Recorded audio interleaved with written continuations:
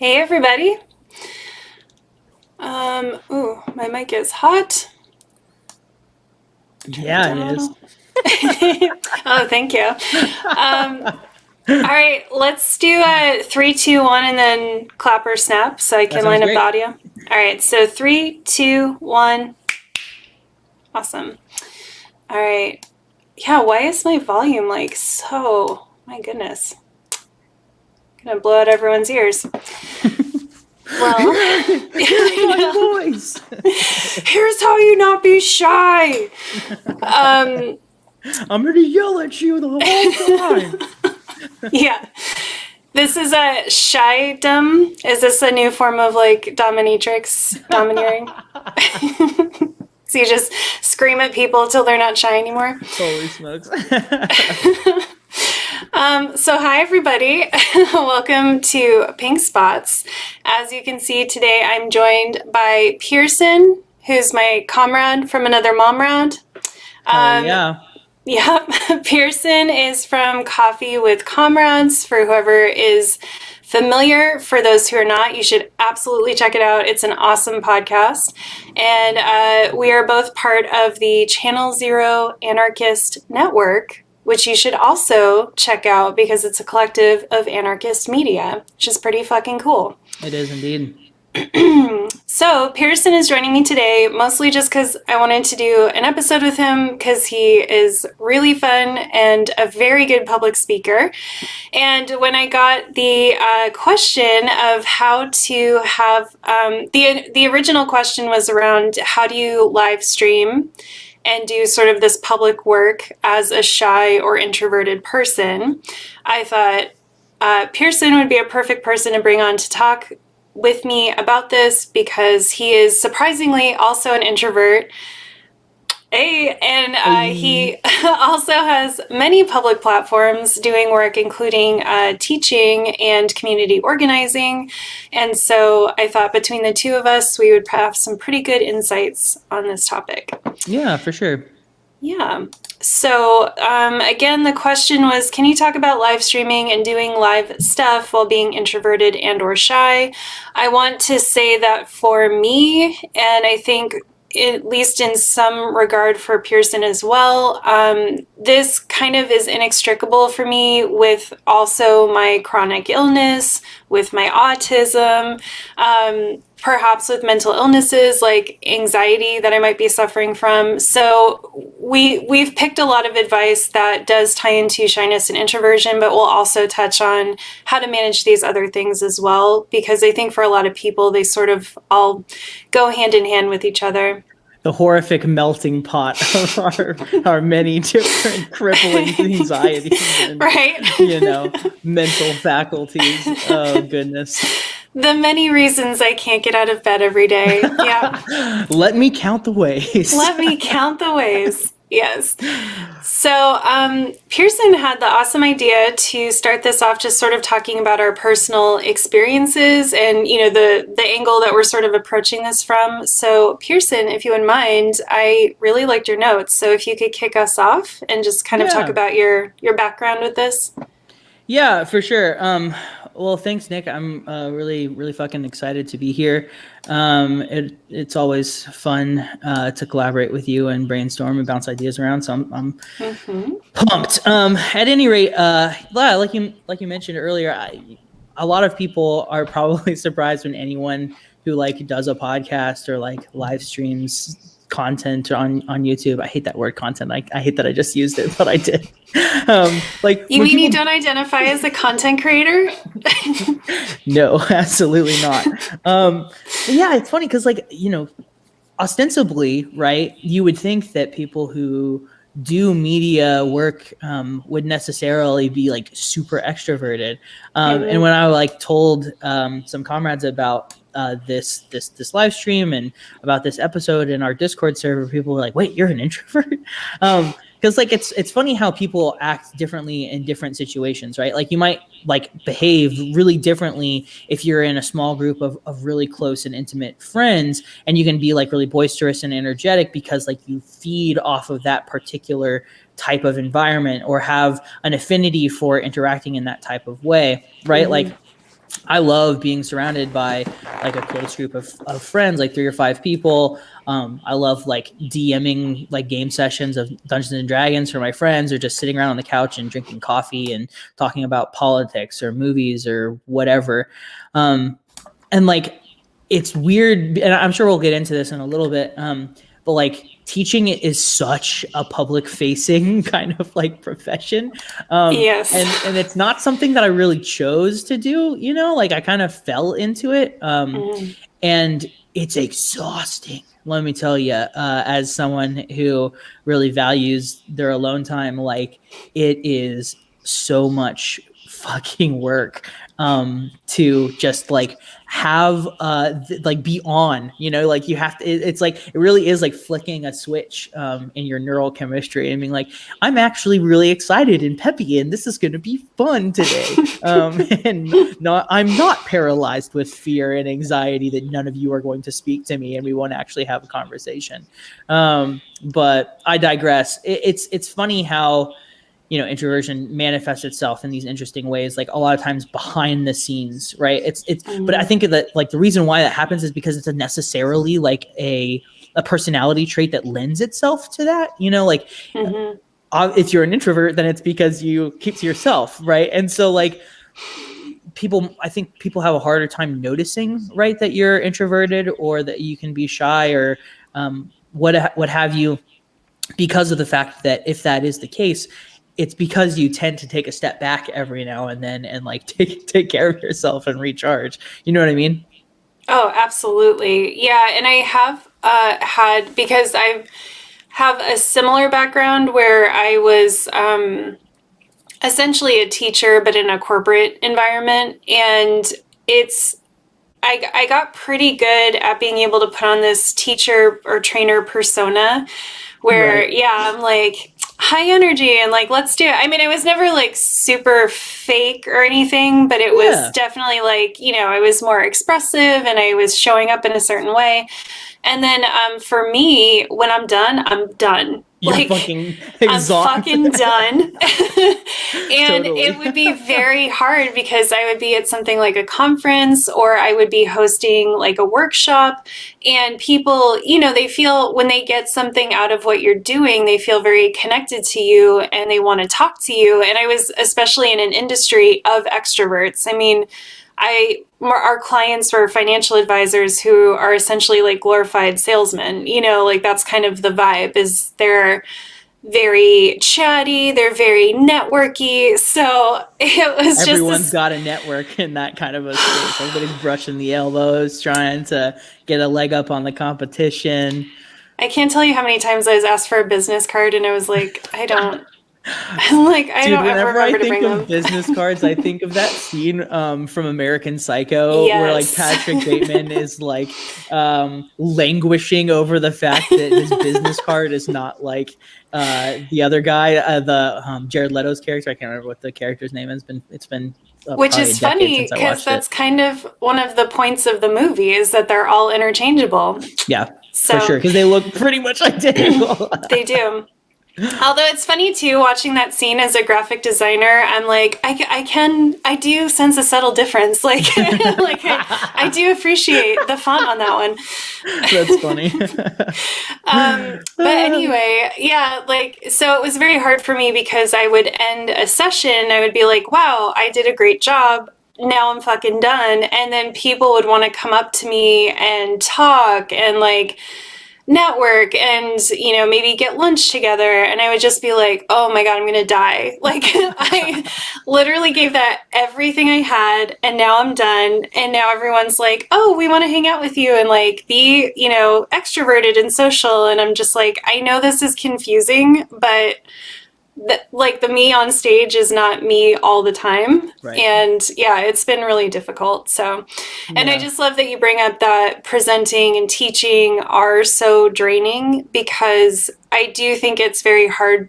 Well, I think a big problem too is the mixing up of outgoing or well spoken with extroversion.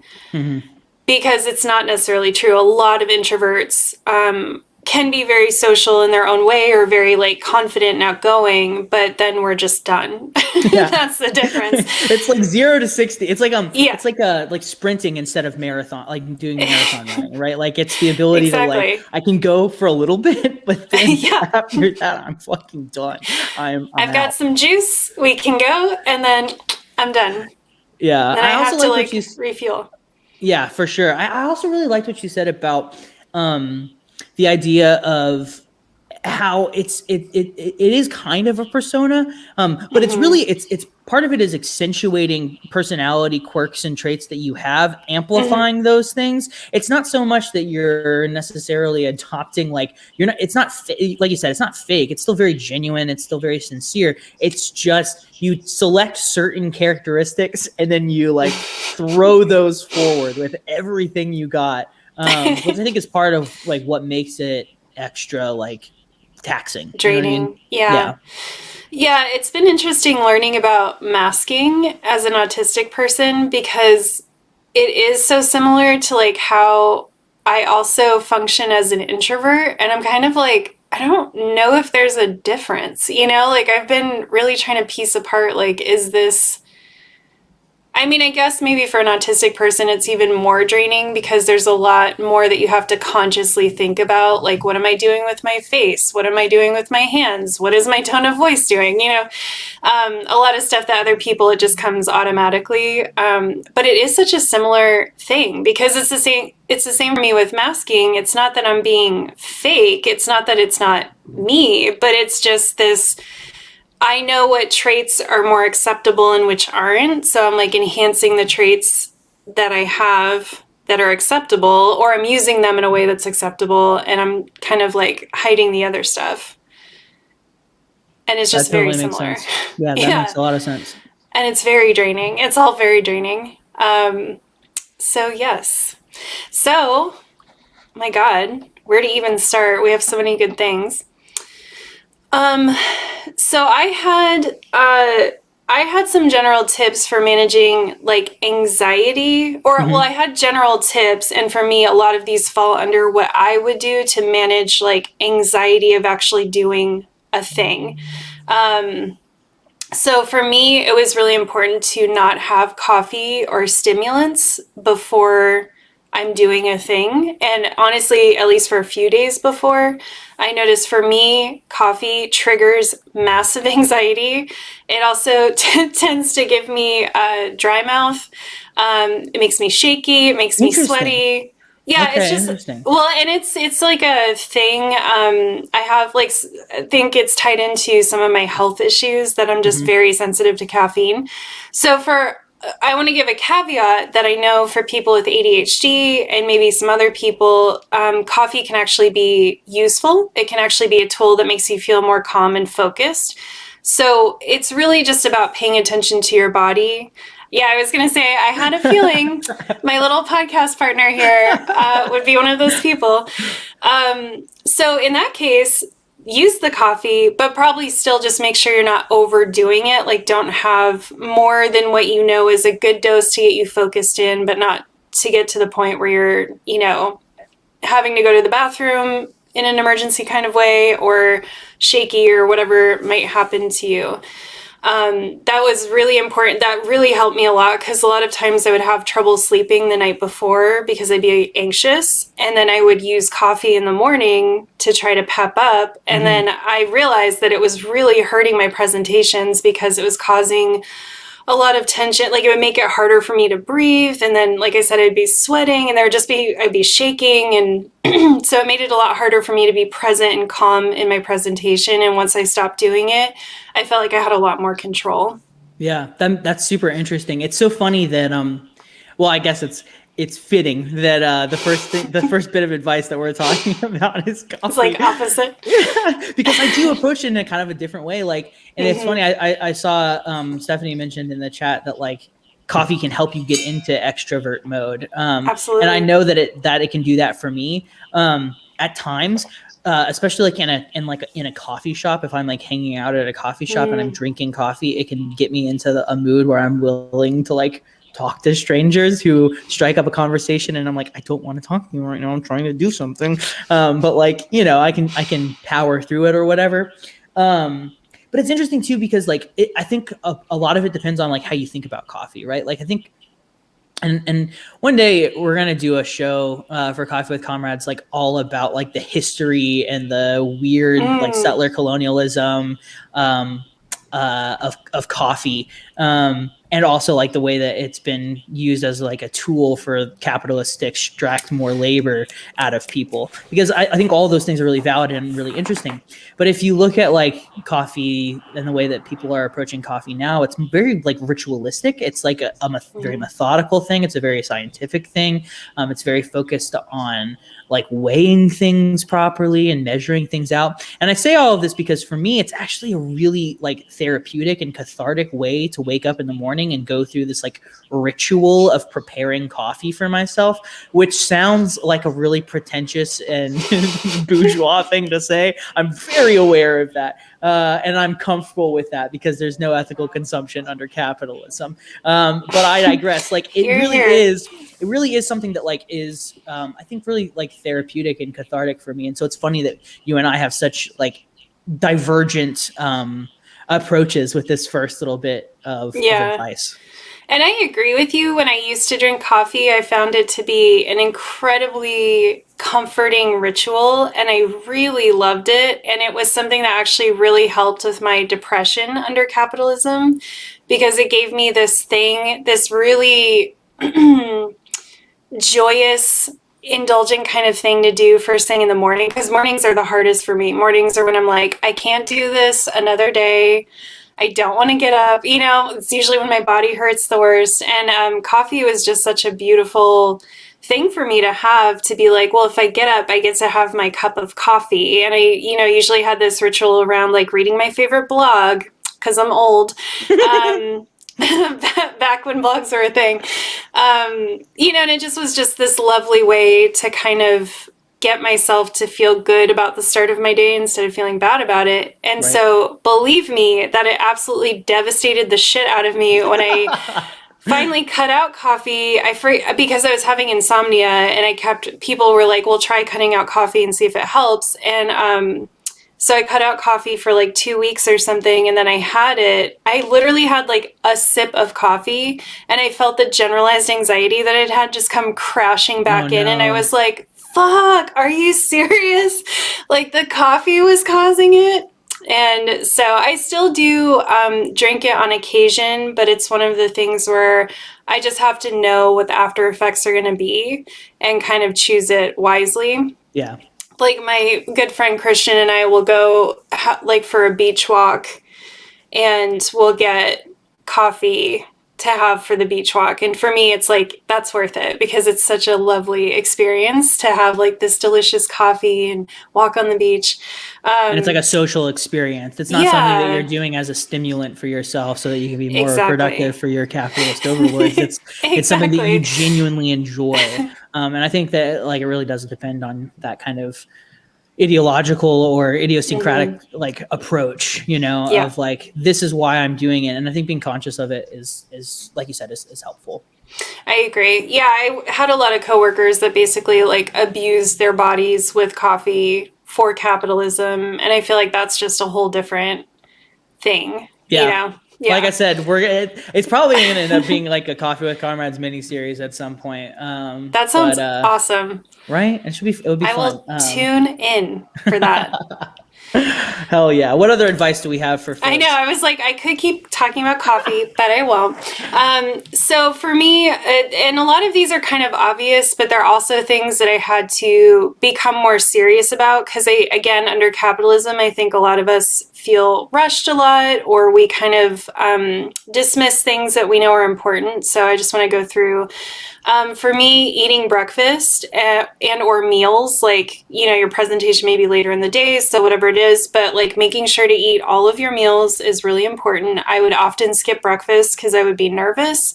And then I would get like very crashed blood sugar during my presentation and just feel like shit. Or even if I got through my presentation okay, then I would be like destroyed, even more destroyed after.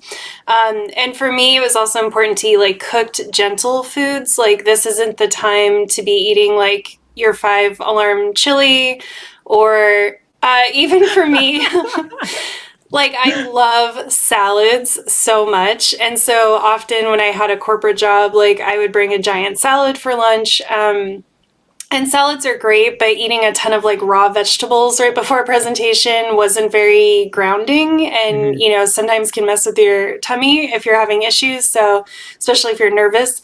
So I think like whatever foods that you love that are just very gentle, they always do you right, very accessible. This is a good time for like sandwiches and like easy to grab foods. I find that that's just really important because I've worked with a lot of people, like I have trained a lot of people to present, and a lot of the people I coached very much like will do these things. Like, they'll have like 5 cups of coffee and not eat, and then they're a fucking wreck when they go to present. Right. And I'm like, well, girl, what did you think was going to happen? But it's like, it happens, Also, being hydrated is really important, and that's something you kind of have to start even a few days beforehand. I know for me, again, I seem to get very dehydrated when I present. Talking is very dehydrating, and it took me a while to like realize that. So it's important to be hydrated before you present, and also hydrate while you present. All that's super good. I always notice when I don't have water like handy, like I'll notice like I'll start to feel faint, and like my first impulse, I'm glad that I've trained myself at this point to like be able to realize like, oh shit, I'm getting dehydrated. I need more water. It's funny too, because I think a lot of and this is generally true for like a lot of this advice. And I think that like, it's interesting approaching this topic from like an anti-capitalist or a revolutionary kind of standpoint, and I think we're going to get into this more. But a lot of this sounds like liberal lifestylist sort of stuff. But I think that on the left, we have like a tendency to like get into this really rigid, militant mindset where it's like anything that's about taking care of myself is somehow, like bourgeois, or like, Yep. like pushing back against like, self-care by saying that like, oh, that's just like something that, petty bourgeois people can enjoy.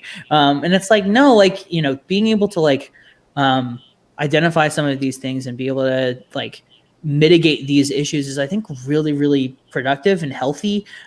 Because like, if you are entering into a community organizing space, or if you are going to a demonstration, or if you are blocking up and going to like fuck shit up, if you're a nervous wreck about it, then your ability to actually engage and be a active participant is going to be necessarily mitigated. And so I think that like, if we actually take these different bits of advice, both for like live streaming and just like generally taking care of ourselves, like, if we actually do them, and it's hard to do them, it takes like diligence, and it takes like practice, and it takes perseverance, and it takes discipline. But like, I think if you can do it, it can definitely help. And I say this as someone who fucks up all the time, like doesn't drink water, doesn't prepare, like feels rushed in the morning. Like this is just general kind of hopefully helpful advice for like thinking through these things if you haven't like taken the time to reflect on them before. Yeah.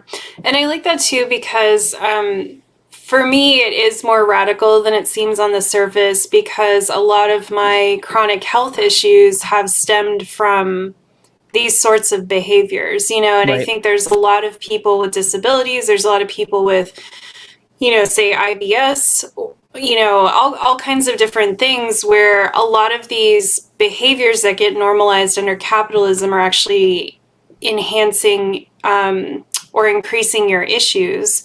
But it's framed in this way where you almost feel like it's the right thing to do. It's good to do it because you're being a good little worker bee, Right. Like, it's very, at least for me, it's like, it's very normalized in corporate spaces to not eat breakfast and to live off coffee and gotta grind. Yeah. And, to have people like running to the bathroom because they're like shitting themselves because of like all of this, and like coffee's a diuretic. That's going to happen. No judgment on that, because, I have digestive issues. I get it. But yeah, and for me, a big part of being able to start doing better self-care was really loving the work that I was doing and wanting to be able to show up for it in a different way. Like with live streams, I really want to be present, and I want to be as in the pocket of like doing this work as I can be. And a big part of that was like, well, bitch, then you got to take care of yourself. Like, you're not going to be here present if you're like thirsty and starving and, like are worried that you might have to like go to the bathroom or whatever. So yeah, I think a lot of this stuff, can come across as like liberal or just like, bullshit mainstream, like self-care stuff. Self-help stuff. I mean, I think part of that too is because of the fact that like self-care has become this thing that's co-opted by the capitalist class, because they recognized correctly that they can weaponize it against us and use it as a way to sell products, to create an appearance of being progressive. And I think that like a truly revolutionary self-care understands also that it's not just about the self, right? That it is also necessarily about being in community with others and finding ways to connect with and heal with other people, right? And that it's not this purely individualist thing where you just need to consume certain things, or you need to do certain things, or play certain games, or whatever it might be, in order to like take care of yourself, right? Rather, it's something that I think crucially oftentimes really happens in tandem with other people. And then the other thing that I wanted to say is that, an empty cup can't fill another. It's a cliche, but it's true. Like if you are running on empty, if you are if the flag's at half mast, your ability to actually participate in the things that you care about is necessarily going to be diminished. and sometimes that's just reality and there's no escaping it. But I think that, again, like the more that we can do, right, to try and take care of ourselves and try to take care of our friends and our families and our neighbors and our comrades, the greater our collective ability will be to properly navigate the world, and to combat capital and to find joy and meaning in a world that is devoid of meaning and purpose. And that's it, kids. We're gonna end on that happy note. Good luck. Have fun out there, y'all. I love that. That's such a meme mood. Yeah. Of like, just do the best you can in this fucking hellscape. And just rest assured that, eventually you're going to die and it's all going to be okay because you won't have to worry about this ever again.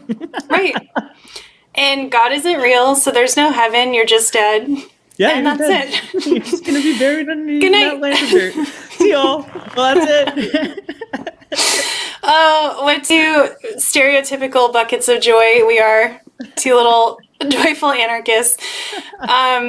All right, so for the rest of my normie tips, I'll just run through them really quickly. So for me, I think for a lot of neurodivergent people, as much as we can, prep the night before. I think we all have time optimism. I always think I can do all of these things in the morning, and then the morning comes, right? And the morning comes, and then I'm a fucking mess because I've realized I've not left myself enough time to do like half of the things I need to do.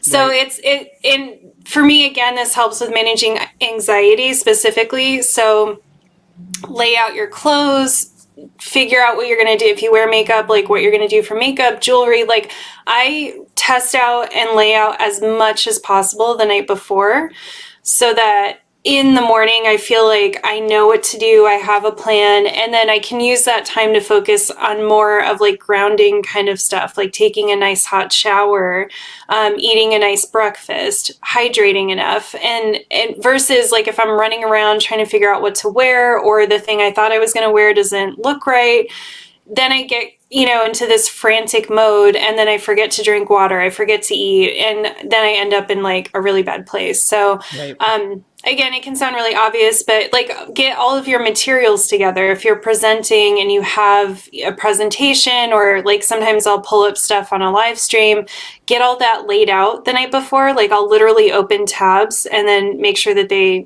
open back up in my browser when I restart. And like that kind of thing can just help so much because you just don't know what's going to happen in the morning. And again, time optimism, it's the curse of those of us with low executive function. So I've never heard that term before, but like isn't it perfect? It's perfect. It literally encapsulates so much about the way that I unfortunately approach life sometimes. Like, I'll get to it. I got time. I'm like, I can definitely shower and do my makeup and get dressed and eat breakfast in 15 minutes. Yeah. I have literally done that so many times because somehow in my head, like that makes sense that I could do that. Right. So yeah, I've just learned the hard way. How I always frame it in my own head, like when I'll stop myself and be like, help yourself succeed. Like help yourself. You know what I mean? Like set yourself up for success. And I don't mean it in a capitalist way. I mean it in like a self-care way. Like do whatever you can do to make life easier for yourself in the future versus hoping that future you has the spoons to do this like crazy thing that you have given your future self no time to do. So it's like being kind to your future self. Like be kind in the future to yourself and help yourself get there. Light exercise. I know that could be like a tricky topic, and especially for me because my body is so broken. But I do find that like it's part of not so much even the exercise itself, but it's part of this idea that like the morning of is dedicated to things that make you feel better versus scrambling to get things put together. So like if you can, even just stretching for me helps a lot, especially when I know I'm going to be sitting for a couple hours and the way I have to sit on this chair really hurts my back. So it's like anything to kind of just get your blood flowing a little bit, just stretch a little bit. And again, just kind of be grounded in your body can be really helpful. Pearson, you probably have experience with this too, but test out all of your equipment and all of your tech the day before. And oh my God, yes. as far ahead the day of as you can. So like, you know, when I have a guest, I always have my guests meet me at least a few minutes early for the stream so we can test out and make sure their mic and their camera's working. I usually log in like 10 to 15 minutes before them to make sure everything's okay. And when I was a presenter, oh my God, it's like, I just would tell people, I'm like, the only thing you can depend on in training is that some piece of technology will fail you every single time. I don't think I've ever done a presentation where I didn't have something go wrong. So just as much as you can, like, don't, again, with the time optimism and just general optimism, don't necessarily trust that everything's going to work properly. Like, do what you can to test it out beforehand while you have time to address it. Yeah, for sure. I feel like every podcaster has a story about like nailing an awesome interview, having a cool dialogue, and then all of the recordings, everything is just gone. Gone. And like it's, you know, it like if you look on the like bright side of life, you can be like, well, I got to have this cool conversation with these people, but it's like, God damn it, like I had worked so hard and now this thing is gone. I can't tell you how many episodes I've had to re-record, and it just like literally takes a piece of your soul. You're like, I'm just more dead inside now. I'm never gonna get that back. I'm never gonna be this whole again. Yeah, exactly. Exactly. I have, some of these are kind of general presentation tips, which I think you maybe get into a bit later. Do I remember a little bit? Right? I mean, I think that I think that like what you've got here is really good, and since we're already on the topic, I think you should give it to them. So give the people what they want, Nick. Give them what they want. So another big, and again, I'm just going to say, I'm not saying any of this is groundbreaking. What I'm saying is that you know this stuff and then you won't do it. So I'm here to tell you, you actually need to do it. So just let's proceed with that understanding. This is from me being a little arrogant trainer and thinking I didn't need to do these things, and then realizing I absolutely did need to do these things. And me becoming a better trainer was me putting these things into place. Right. So something that just generally helps you be better, but also is actually very, very good for managing anxiety, is practicing and having notes or aids for the pieces that maybe you need a bit of help with. And what I mean by practicing is like you actually have to say the shit out loud. Like not just, oh, I wrote it down or I've thought about it or I have an outline, but like actually saying stuff out loud. Now, again, it kind of depends on the format. Obviously, I don't rehearse like this unscripted live stream that I do, but I've also gotten to a place where this is pretty comfortable for me and I don't really need to. But in doing, especially like presentations, things that are a bit more formal. And I think also like if you were just starting out live streaming, it still would benefit you to practice maybe even just key sections like the intro. It is actually strangely very difficult to kick off a show, especially a live stream. It always feels so awkward. So honestly, I think for the first one, for one of my early live streams for Pink Spots, like I actually like scripted out the intro and practiced it a few times because I knew I was going to be really nervous doing it, especially like being in a format where I was by myself all of a sudden. So this kind of thing can help a lot. And then again, if it's a formal presentation, like you absolutely have to do this. You have to practice it and say it out loud. And get it to where the reason this can help a lot is because then it's almost like building muscle memory for the information that you want to convey.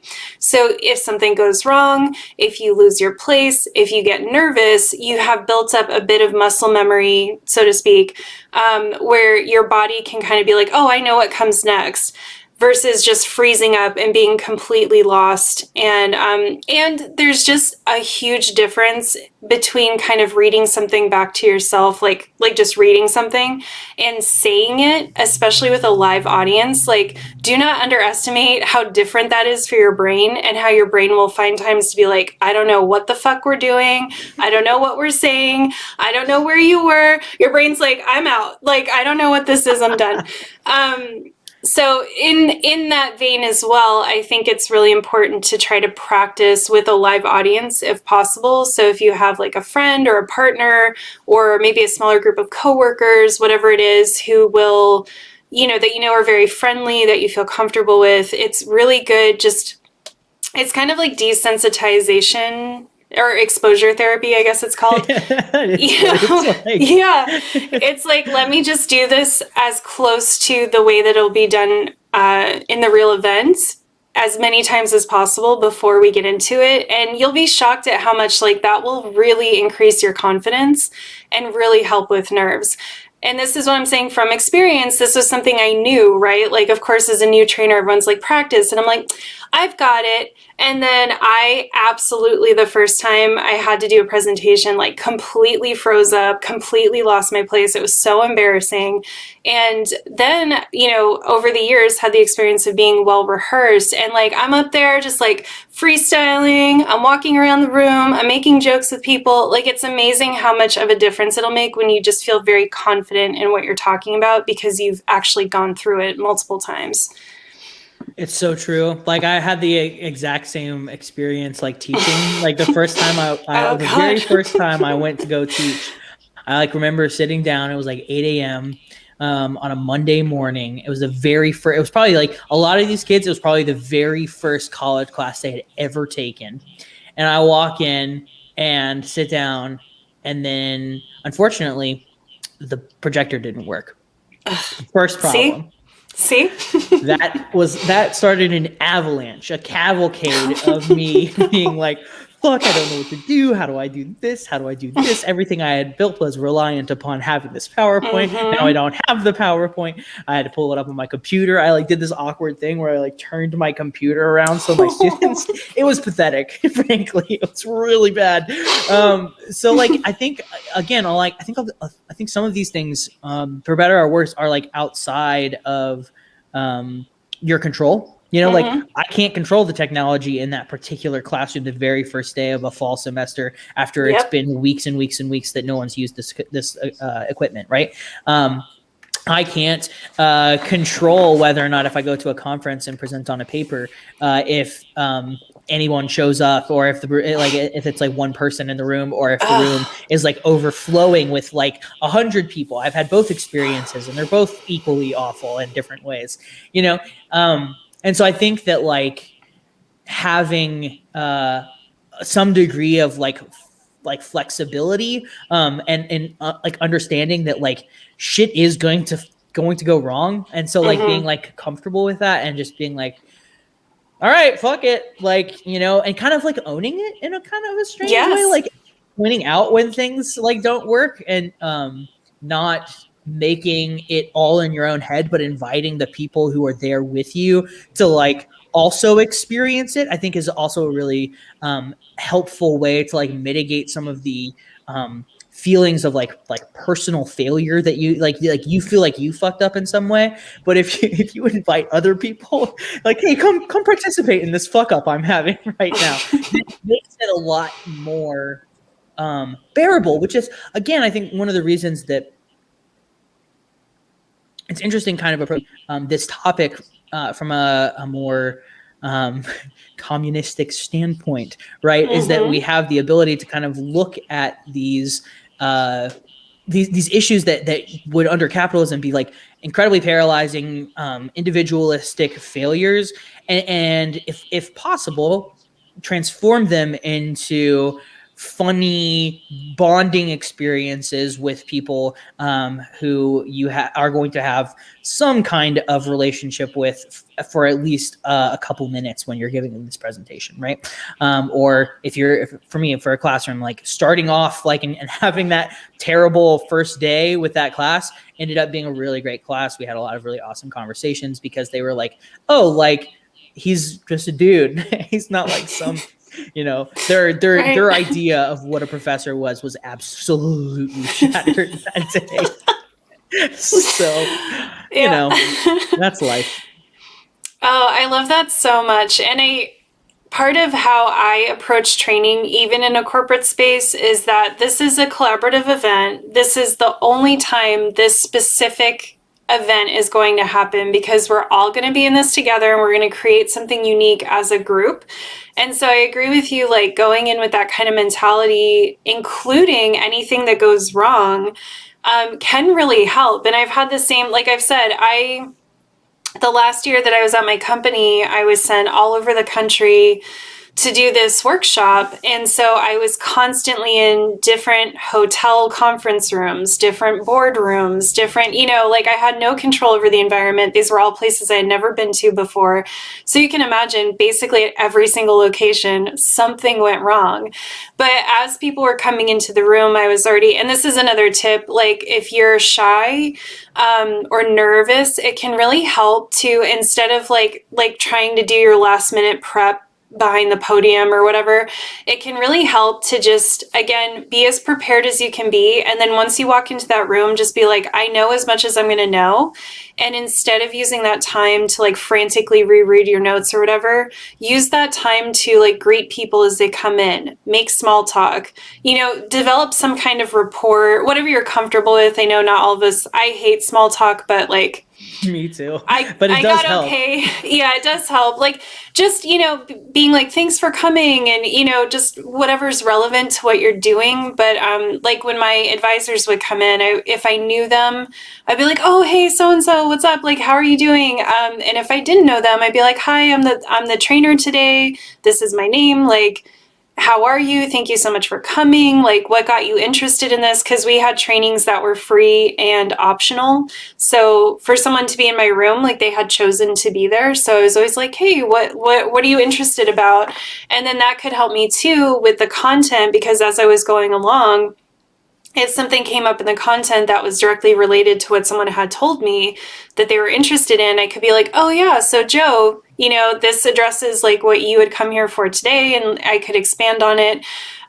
So that was a big lesson for me over the years, because I was that person where I would just stand behind the podium and I would be like frantically like clicking through my slides and rereading my notes and like, but I was so anxious. It's like I wasn't taking in any information at all. And then I learned it was so much better to be more relaxed and have already established some kind of rapport with my audience than it was to maybe absorb one more fact or whatever it was, like it was so much more beneficial to use that time to just be in the room with the people.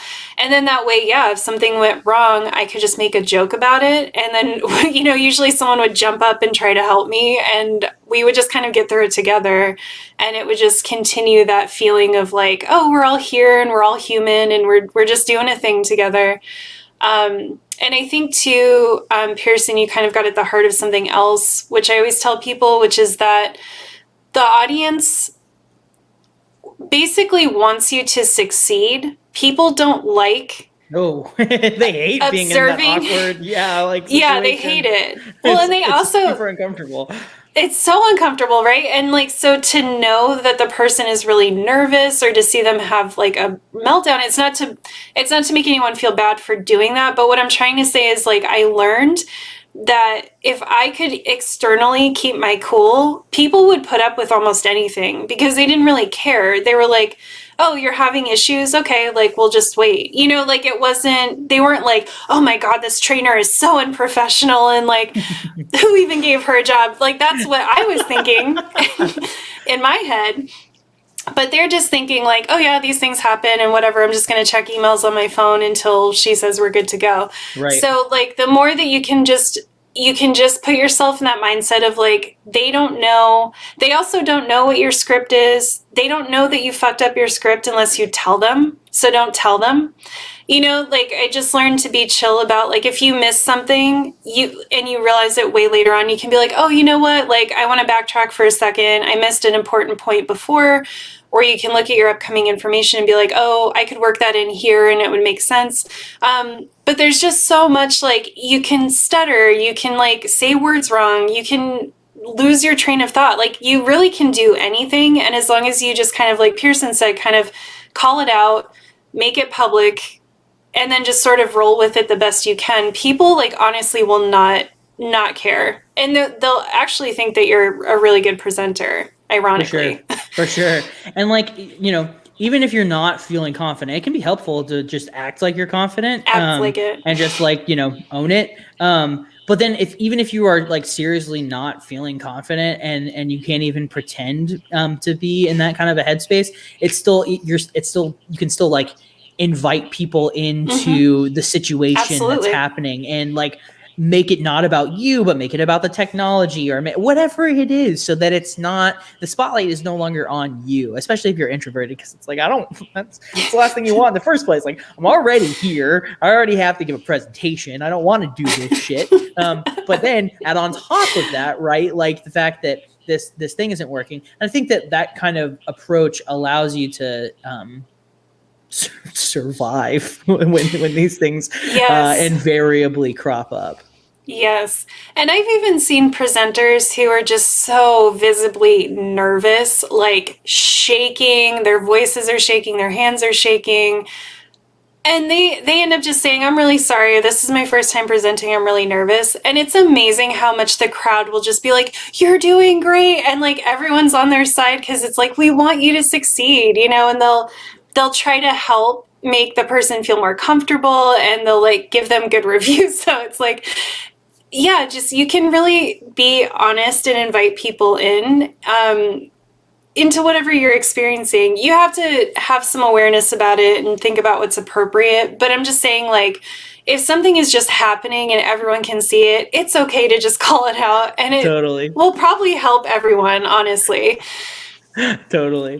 Yeah, I was just thinking, like, it's probably not a great idea to tell everyone that you just had like a bunch of like really spicy curry right before the presentation. But like, you know, find that line. Oh my God. You know, well, unless you shit yourself in front of everyone, and then you might be like, hey, I made a bad choice for lunch. And I've learned from this. What can we all learn from this? What is your spicy chili? Oh my God. That's so funny. Yeah. But I mean, like, in a lighter version of that, I've had times where I've been presenting and I'm like, I'm sorry, I had too much coffee today, because I'm like visibly fucking, there's something about coffee that just makes me like sweat, like just huge, and it doesn't smell. It's just like huge pits of water. And so I'll just be like, you know, shaky and whatever. And I'll just be like, I'm sorry, I had too much coffee today. And then people like chuckle and everyone's like been there, and it just makes everyone more comfortable. And then if like I'm being a little weird, they know why I'm being a little weird. Right. And then it's fine. Like, it just normalizes everything. So I also want to say having notes or aids is very helpful. However, not if they're a crutch. So what I mean by this is I would rehearse my presentations. What I would do is I would script. So this is for PowerPoint, but you can, I guess, try to adjust for whatever you're doing. I would create my slides. I would put notes on the slides. And then the first time I read through it, I would just read through my notes on the slides. Like, I would read the notes. And then I would start to put the PowerPoint up and not be able to see the notes. And I would run through the slides and I would remember as much as I could from my notes. And then after I'd run through a few times, I would say, okay, I've got most of this down, but for some reason, slide 10 and slide, 18, I keep missing this one thing I want to make sure I remember. So that is what I would have a note for, is like, for some reason, I can't memorize this stat, or I just keep forgetting to mention this on this slide. So I'm going to have a note card or something to help remind me that when I get to that slide, I need to remember to say this thing. People use notes like, oh, I don't need to remember my presentation at all. I'm just going to read my notes. That is going to make you more nervous because a crowd does not respond well to you just reading to them. You can get good at reading where people don't feel like you're reading to them, but that takes practice. So I've seen people who are like kids. Like if you're like doing story Right. time at Barnes and Noble and you're like, hey, look, here's the pictures. Can you see? That's an experience so I've had cute. that's a lot where they love being read to. So well, if we could all live off reading to kids at Barnes and Noble, I think the world would just be a better place, honestly. It would. But so anyway, it's okay to have, and the way your slides or whatever visual aids you have should help prompt what you want to talk about, but it should be like written out on the slide. This is getting into a whole presentation design thing, but I'll just say, like, again, I used to do this kind of stuff and think that it would make me feel more confident going into a presentation because I'm like, oh, I have all my notes. Like, God created presenter view and trainers everywhere rejoiced. But then it was like, I realized that by just sitting there and reading my notes that I actually was giving a bad presentation and it would make me nervous as I was doing it. But if I hadn't rehearsed properly, I couldn't step away and change the dynamic of what I was doing. So that's where I just learned notes and aids are very valuable, but only if you're using them as like ways to enhance or just get you through little pieces where you kind of struggle, not to be like a crutch for the whole presentation. Totally. It's very easy for them to become a prison rather than a place of, helping and pushing you forward. I mean, I know that for whenever I'm doing like podcast episodes, I have a shit ton of notes, but like, when I walk into like a classroom, it depends on what kind of class I'm teaching on that particular day, or what if we're doing like English literature, if we're doing English composition or whatever it might be. But like generally speaking, if I walk into a classroom, I'm just like, hey, what's up? Here's what we're doing today. And it's very, very, very low key. Whereas like with a podcast, it's very like detailed. And so I think finding like, you could tell from my notes for today because I write too much. Like it's funny though, because I think that there is something to be said for like different contexts are going to necessitate different types of approaches. Right. And exactly. It's going to take some practice. It's going to take some, trial and error. It's going to take some experimentation, but once you figure it out, once you dial it in, your ability to navigate those distinct situations you'll be much better for it. Which brings me to another point that I do just want to say real quick, which is that all of this is, if the first point that we made about the differences that you and I have with approaching the coffee didn't already make this point, right? This is all like guidelines. Like these things, you could do every single one of these things and still be like an anxious mess at the end of the day, like that, and that's okay. Like that's fine. But like figuring out, what works for you, doing these experiments, practicing, all that kind of stuff, trial and error, experimentation will get you to a point where you can be more, I guess, like, I don't want to say positive about the experience, but like at least less concerned about it. You know what I mean? Yeah. Well, and it kind of goes back to this is all, in my view, this is always to be kind to your future self. This is always to say, what could go wrong for my poor future self? And like, what are things I can do today to maybe help that future version of me who might be in an awkward situation? And yeah, I completely agree with you. Different formats have different needs and different structures. Like I could absolutely do a podcast that I have completely written and I'm just reading because I know how to do that. Yeah, you know how to do the delivery for it, right? Yeah, and the format like works well with that as well because it is more detailed, and especially if you're doing it by yourself. Like I've actually been really wanting to do some podcast episodes not on a live stream because I'm like when I do, sometimes I'll do a little custom intro or outro for the podcast version of the live stream. And there's just something about like sitting in front of the mic. There's no camera on. I get to just kind of talk, sultry into the mic and say a few things. And there's something really, really intimate and very like relaxed and yet somehow very formal about it that I really love. So I'm kind of kicking around the idea, like, should I just do a few podcast episodes and what would they be? But yeah, anyway, to your point, like a lot of those I can write those out almost completely and kind of read it, and like that works well, but it wouldn't work well, like you said, in a classroom setting. That would be terrible. Right.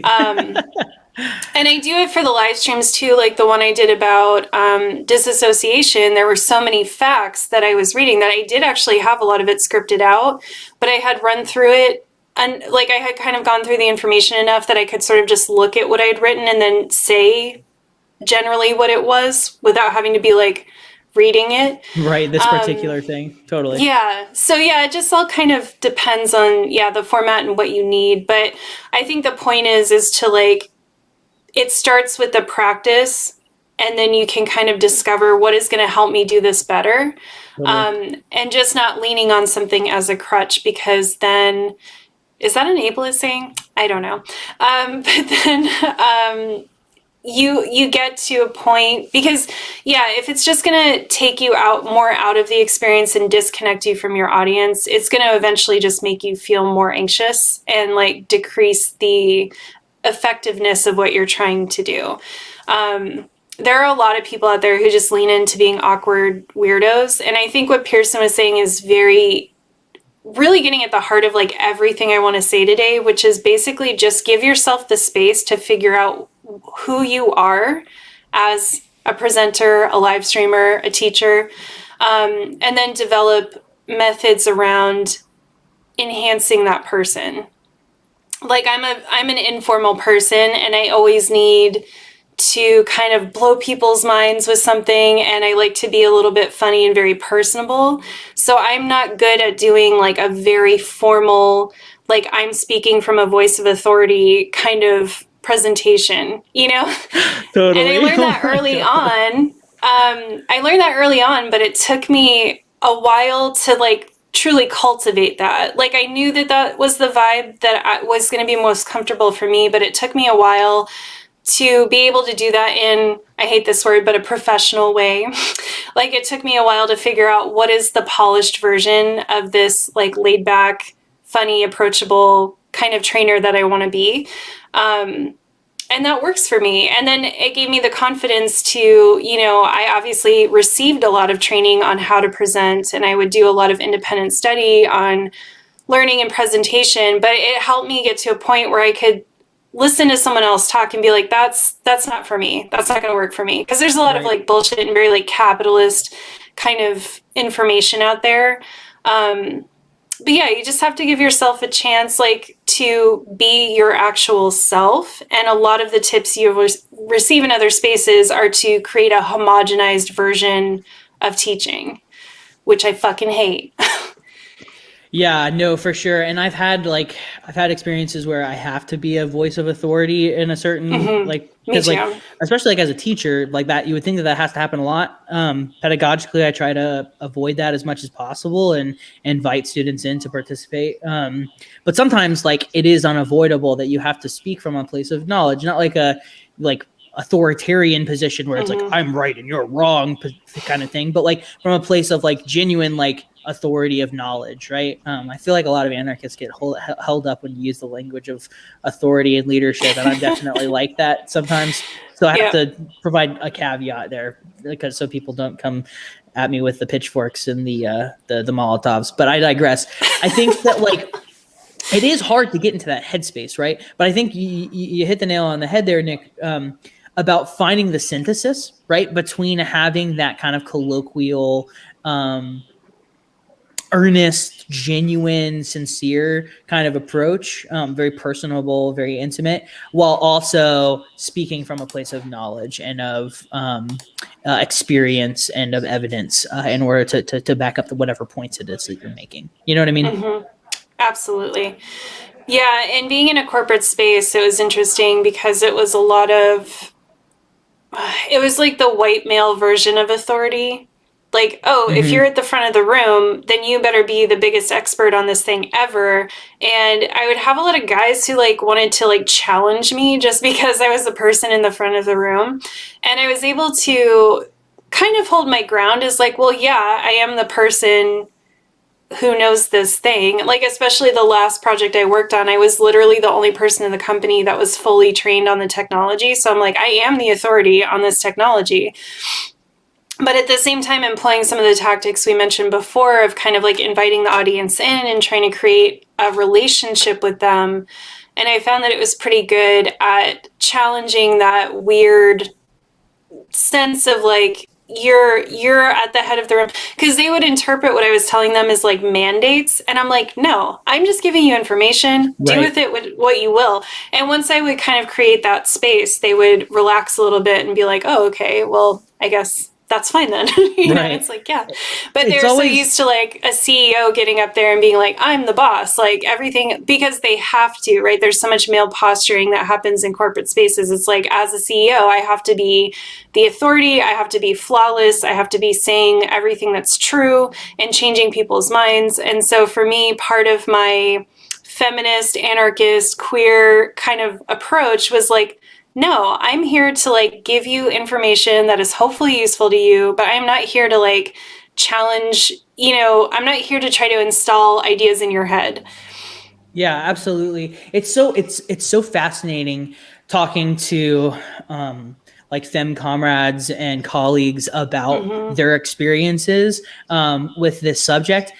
Because like it's totally different, because like I can walk into a Mm-hmm. I'm space sure. and I'm just afforded, right, certain privileges that I would like other people like don't enjoy the benefits of. And it's funny too, because like again, pedagogically, I seek to dismantle all of that as quickly as possible, like inviting people in, making it Mm-hmm. participatory and dialogical. But like, it's so fascinating and really grim and fucked up way how people's experiences are different based upon patriarchal, white supremacist, Mm-hmm. Mm-hmm. heteronormative ways that people are coded in society or socialized in society. And I think that like it is possible, depending on like how much space or how much authority you're afforded when you enter into these situations, that you can begin to do the work of dismantling those types of hierarchies and prejudices. But like you're not going to be able to do it single-handedly by any stretch of the Right. imagination. It's going to take the collaborative and participatory work of people who are in that space with you, which is one of the reasons that I really love teaching, is because like part of part of teaching is like inviting people into like questioning all sorts of authority. Like one of the like on the first day of class every year, every semester I've ever taught, I always tell my students like, you should challenge me if you think that I'm incorrect, because Mm. I I'm love equal that. with all of you. Like we're all engaging in this, we're all having conversations, and I think that like, and we're kind of getting off topic here, but I think that there's something to be said for the ways that we create space and the ways that we Mm-hmm. enter into space. And I think that, kind of circling this back, I think that the more you can do to intentionally create a space and to hold a space that is collaborative, that is dialogical, that is anti-hierarchical or horizontal, the better, because it can allow you to kind of enjoy the essentially the liberty of not having to worry about being correct all of the time, and instead you can just like I don't know, let's figure it out together, like that's it's a much more healthy way to approach life in general. And I think that that is definitely true, whether it's doing community organizing, teaching, presenting, whatever it might be. I think that the more we can do, my anarchist is coming out, the more we can do to dismantle these unjust hierarchies, the better. Yes, always. But I think I loved everything you said. And I think it's such a good point that, because I was in a deeply, very corporate space for a long Right. time, but I found ways to kind of queer and anarchize my environment. Um, and your level of autonomy is going to vary. on many factors. But I do think that there's ways that you can kind of bring these elements into your work, no matter how corporate it is or whatever, that it can at least like give you some semblance of this sense of community building and this sense of challenging the current power structures. Part of why I love doing the workshops that I had built the last year that I was at my company was because I realized in doing the work that these men, largely, who had come to my courses were actually extremely insecure about how to talk to their clients. And so I used this technology training that I had to do to actually work a lot of that into the curriculum to help connect with them over this thing that they were afraid of, but weren't allowed to say. Because if you say, as a professional, I don't know how to talk to clients, and your whole business model is around clients. Talking to clients, right. Right. Like, all these men felt like I'm going to lose, like, I'm going to have a bad reputation and my peers are going to think less of me, and like, I might get less support from the corporate office. And so, it was my way of kind of peeling back and finding that, like, there was this path that I could take. There was this approach that I could take that was actually challenging something that these men were really afraid of, and providing them a space where it was safe to kind of explore, well, how do we talk to clients? And Deprogramming toxic masculinity. Let's go. Yes, exactly. And building that community and making it safe for them to feel, and they would bond with me, but they also would bond with each other in the class, right? Because it was like, oh, these are people also doing the same work. And now I feel like I can kind of ask them for advice, or I can bounce ideas off them. Whereas before I felt like I couldn't. Mm-hmm. And it was really cool. And it was so heartbreaking because I would try to tell the home office, like, how important these workshops were in this way that just wasn't measurable. Right. And they just didn't give a shit. And I'm like, listen, your client base is hurting. Like, they have basic skills that they don't know how to do, and they don't feel like they can say anything. So we could create workshops around this. We could charge money for it, like, we could meet this need, but like, these workshops are really important. And they were just like, what's the usage number? What's the adoption rate? What is the ROI? What's the capitalist speak? All right. Yeah.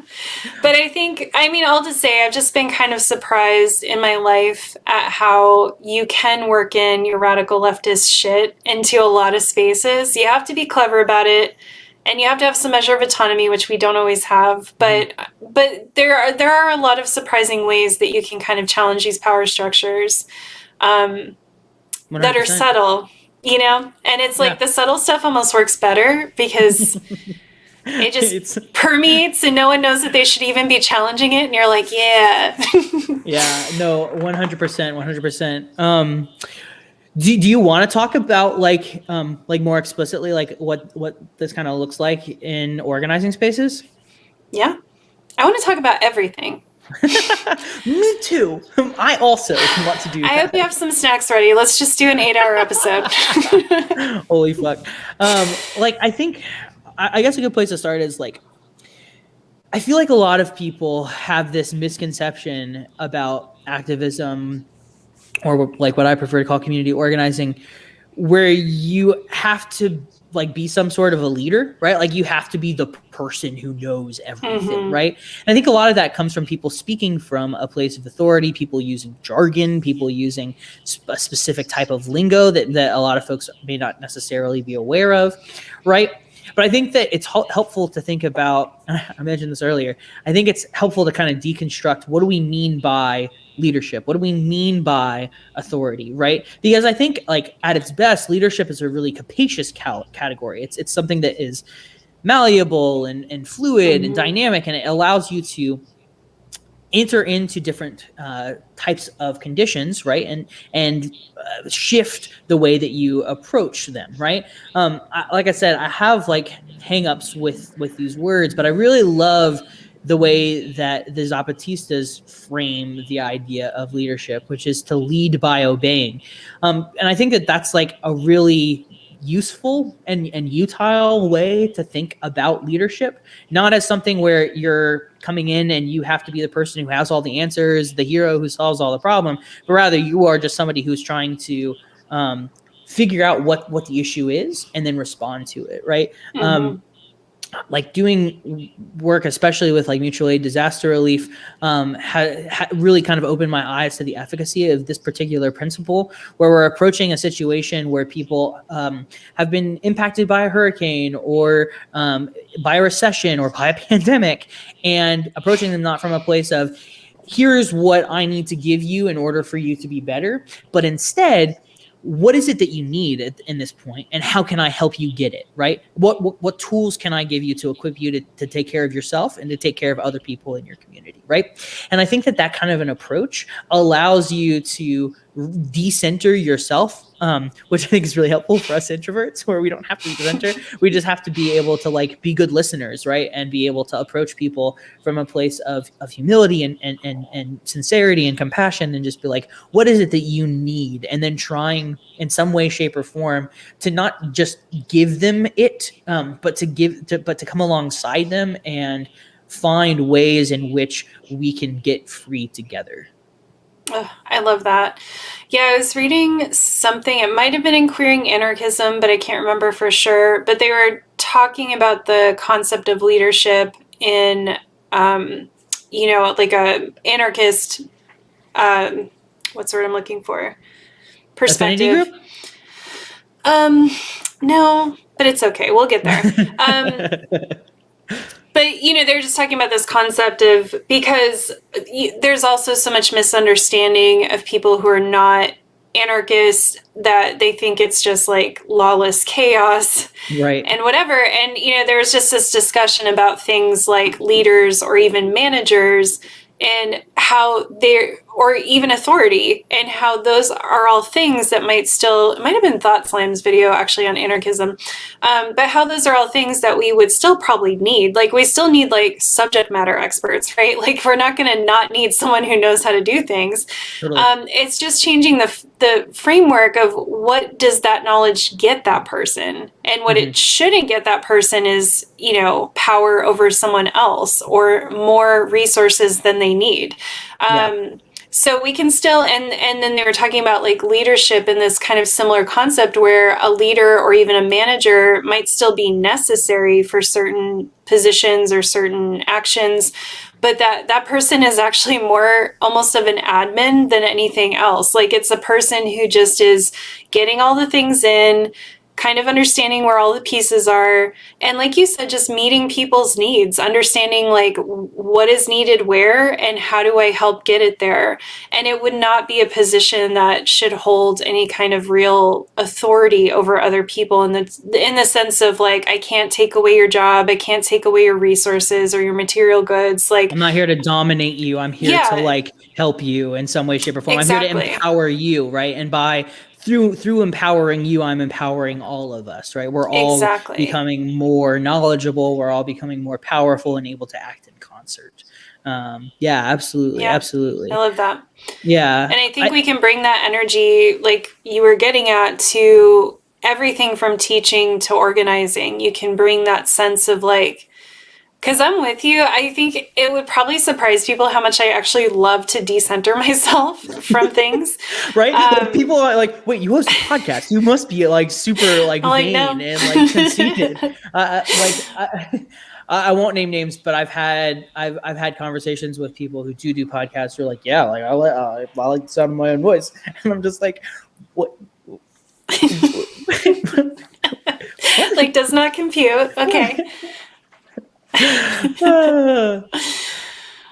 Oh my gosh. Do you have, I think you had more stuff on organizing, because this is really your realm of expertise.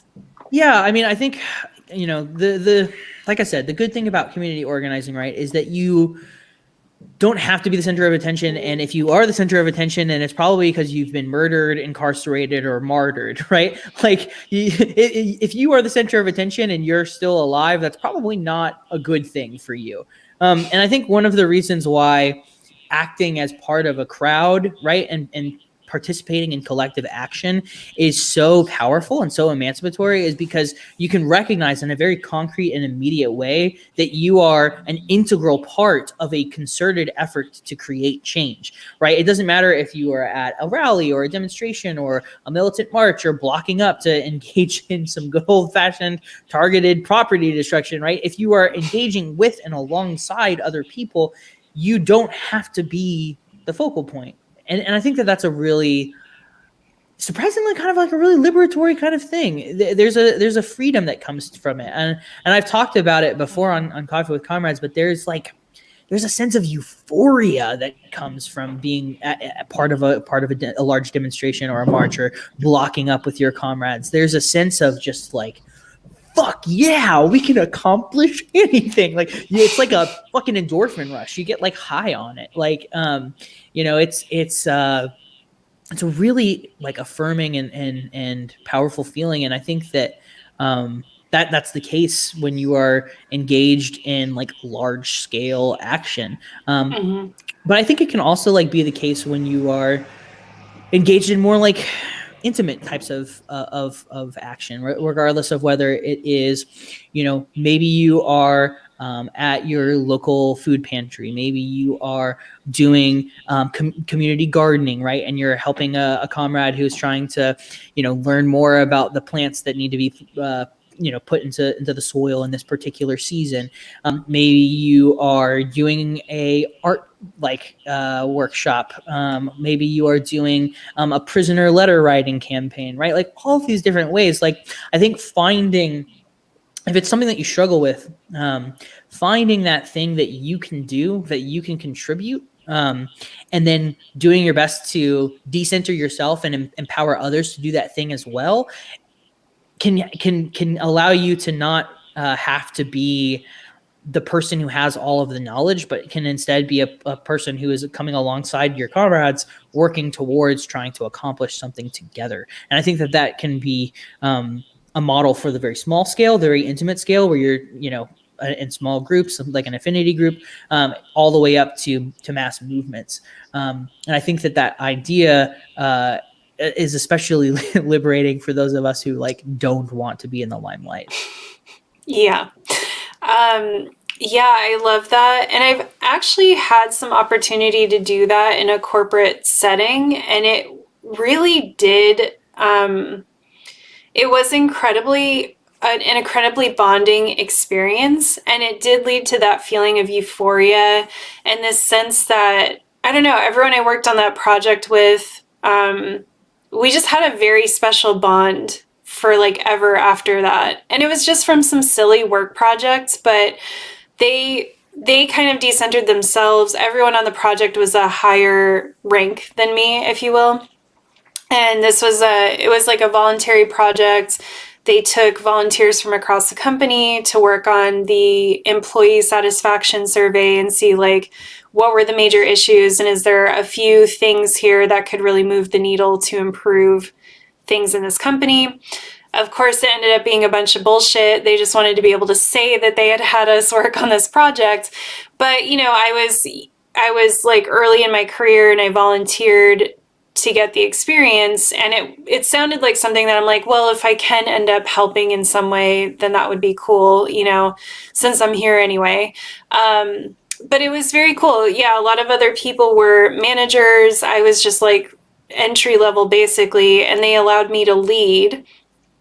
And then through that, I just tried to take a leadership style of like everyone had equal say. We would talk about stuff as a group. And we had this, I just remember it was such a pivotal moment for me. We had this one thing where I felt very strongly that it was important, but like two other team members didn't. And they felt very strongly that it didn't, well, this is such an anarchist thing too, that it didn't work for their teams, right? Whereas for me, I was like, well, this would work for my team, but we're trying to establish like a universal approach to all of the teams, which is never going to work.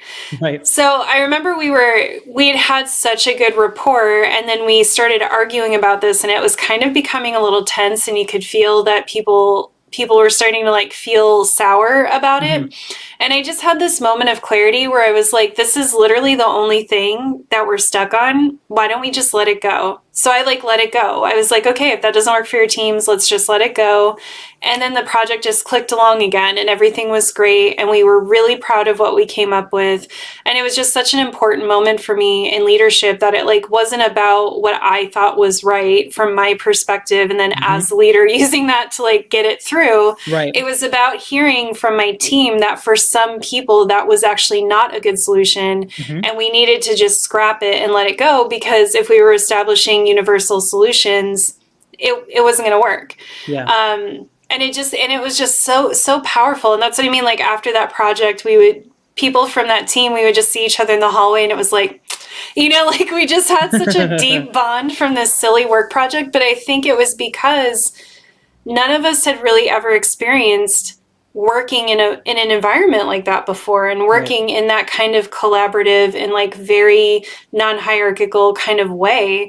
And we loved it, and we really did take our task seriously of like, shit, like we have all this feedback from people and they're telling us what doesn't work for them, and like, can we make this better? Totally. Yeah, that's beautiful. It's so interesting thinking about how we can anarchize space. And it's something that I think a lot about as a teacher in particular, because I spend obviously I spend a lot of time in my classrooms, even like as a professor. Like, you're not there as much, but when you enter into that space, which is used by many different people, you necessarily are going to change it by your presence. So like thinking about ways that we organize ourselves in society can be modeled off of ways we model ourselves in smaller groups. I think it was David Graeber who had a lot to say about the ways that like anarchy is like the default like setting for humans. Like we just like figure it out together, like that's kind of the default kind of base, right? I can't remember. He had like a particular term for it, if I'm remembering correctly. Somebody can look it up and put it in the chat if they want to. But there's like this way of like how human beings are kind of have like, we're like, it's almost like we're wired for direct democracy and for like interpersonal, like so weird. It's almost like we've evolved like, that way like over natural? thousands and thousands of years. How bizarre.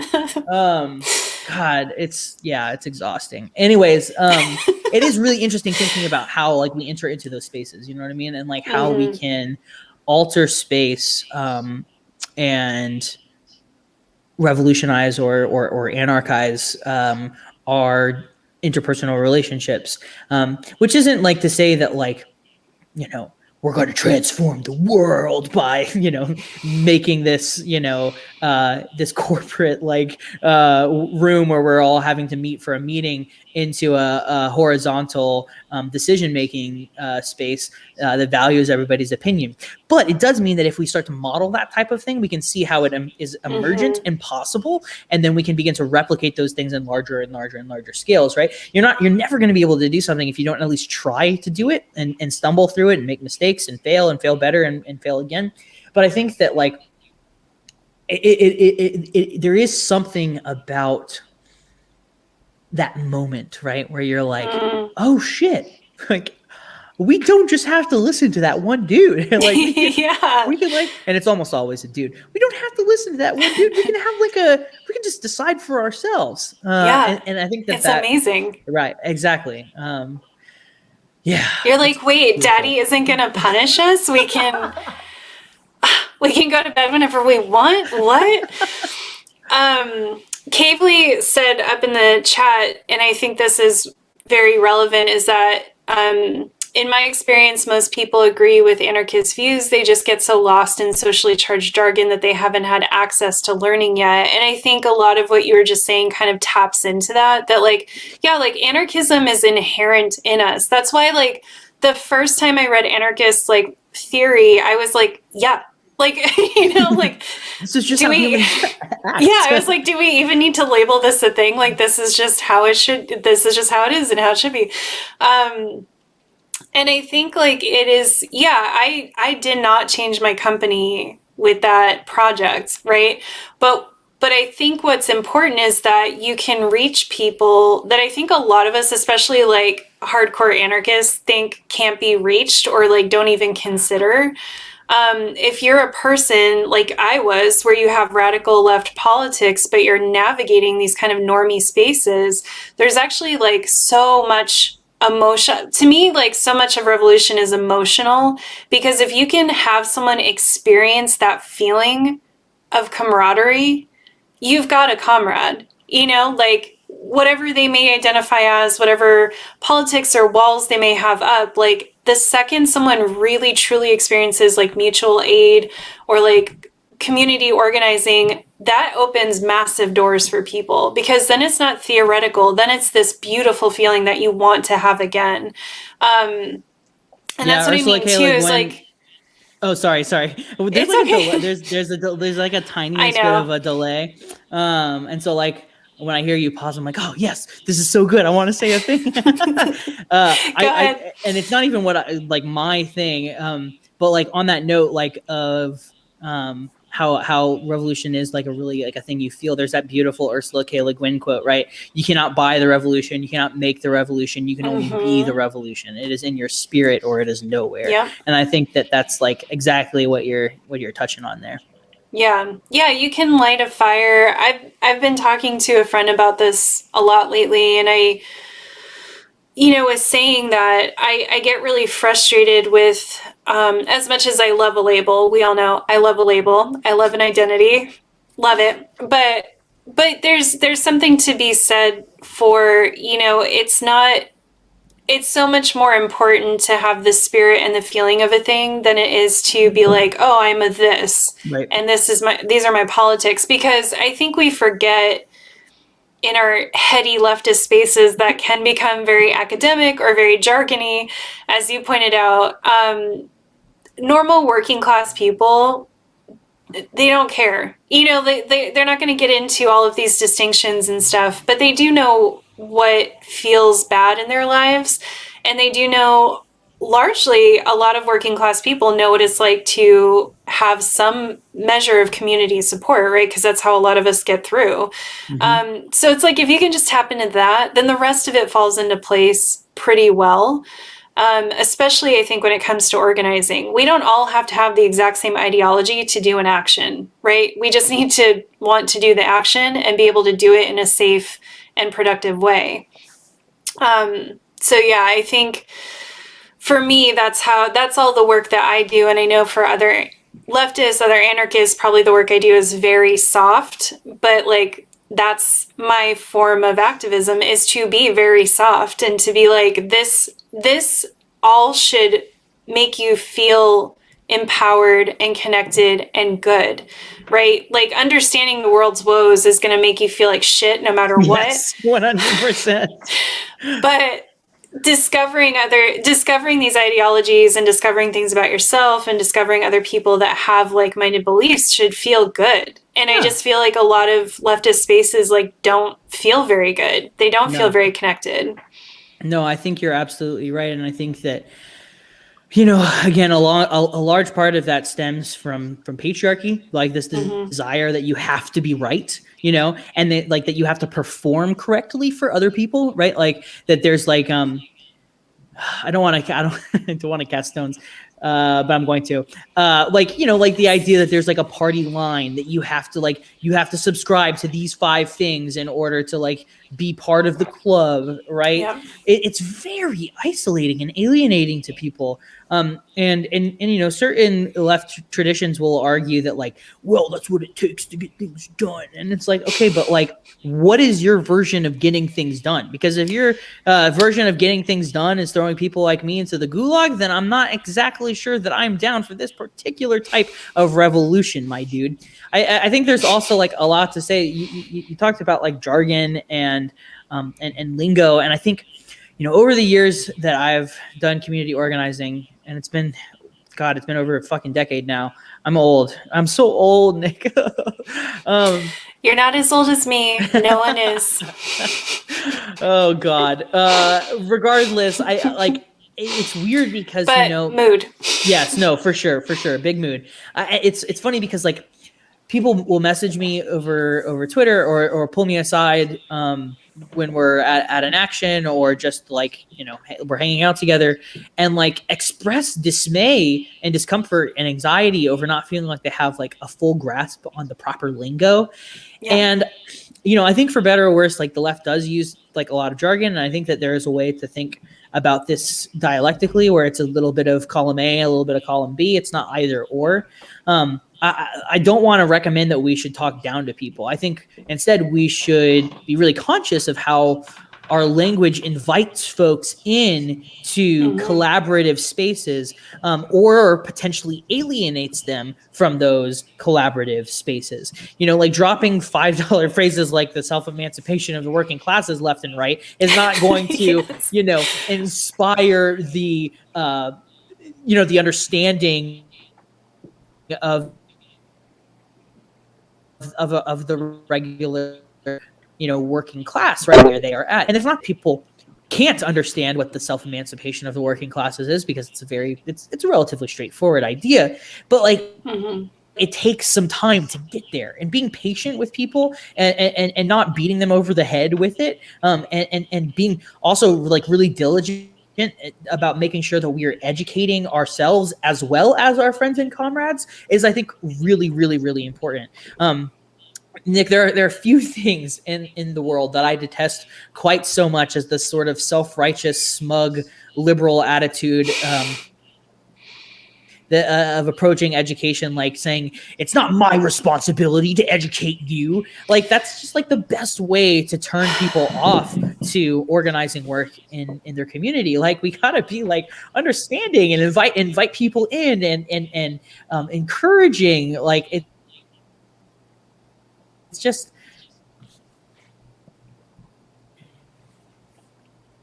yeah, it strikes me. Cutting in and out a bit, if you can hear me. That's a great way to make. I think we might have lost Nick, y'all. Nick, are you back? I'm here. Can you hear me? I can. Can you hear me? Yes. Okay, beautiful. I feel like we were both here, but we lost each other, and now we're back. No, and like it's funny that this happens on. We should totally leave this in the podcast version, because like, look, tech. See, it happens. See, people. Every stream. That's so funny. Constantly have guests that just disappear off the stream, and I'm like, well, I guess it's just us now until they come back. It's okay. We're going to roll with it. What was the last thing you heard me say? Well, I think I got the gist of like where you ended. It was just cutting in and out. But I had a thought. Yeah, I think for me, it's just wild to me. Radical leftism is so liberatory. I mean, that's the whole point of it. And yet, in the way that a lot of people approach this kind of outreach or education, it doesn't feel liberatory. It feels like a burden. It feels like a gatekeepy thing where now I need to feel insecure because I don't know all the words, or I don't have the right ideology or whatever. And I just think it's wild. Like that is what I try to focus on with my work, is when I tell you these things, you should feel like I've answered a question you didn't even know you were asking, right? Like it should be this like, whoa, moment when we talk about this stuff. It shouldn't be like, oh shit, this sounded kind of interesting, but now I'm on Twitter and I'm seeing everyone rip each other apart, and now I feel scared to say anything. And I just really love that you brought up that it's a very liberal thing, because I see it so much on the left, and I'm like, this isn't it. Like, this isn't leftism. All of you, I fucking see you. This is there's so many things we do on the left that I think are very like liberal. Oh, for sure. Yeah, I think I've been talking to my friend Andy. We might do an episode at some point about like what an ally's role is. And part of it is to fucking talk to people and explain things and be calm and be welcoming and warm. It's not to just like fucking attack and fire everyone on, like burn everyone down online. And yeah, I don't know. It's weird. Like I go, Mexi and I have talked about this, but she has much more of like a traditional leftist following, especially like on Twitter. And I'm like, this space is so different than the space that I'm usually in. Right. And it's not very nice. It's not a space I feel comfortable in. It's a space where I instantly start to feel really insecure, like I'm a fake leftist or something, because I don't know all of the things people are talking about. And I'm like, well, I'm just going to go back to my soft, queer little bubble because I don't know what this all is, but I don't like it. Yeah, no, for sure. Yeah, it is really, really, really alienating. And I think that like there are ways that we can like combat it. And I think that unfortunately, like it's up to us, like at the end of the day, like we have to intervene in it. Like, and it sucks and it's frustrating, but like we have to be an alternative, right? There's that lovely anarchist idea that like the ends don't justify the means, the ends are the means, right? If we want to prefigure these types of spaces, then we're necessarily going to have to create them ourselves. And so like if you are listening to this and you find yourself in a position where you feel really overwhelmed by all of the jargon or all of the people who are being assholes on twitter.com, then like there are a couple of things that you can do. I think first, especially if it's in person, is like gently interrupt your comrades and ask them to define a term, right? If it's unfamiliar to you, like, because first of all, if they're using a term and they can't define what it is for you, then they probably shouldn't be using that term in the first place. And the only reason that they're repeating it is because they heard it on twitter.com. Yep. And so they're just regurgitating it. So like, check your comrades and make sure that like, they're actually, engaging with these ideas in good faith. As you read theory and as you learn from your action and grow from your own experiences, be sure to diligently and humbly share your knowledge with other people so they don't find themselves in the same position that you once did.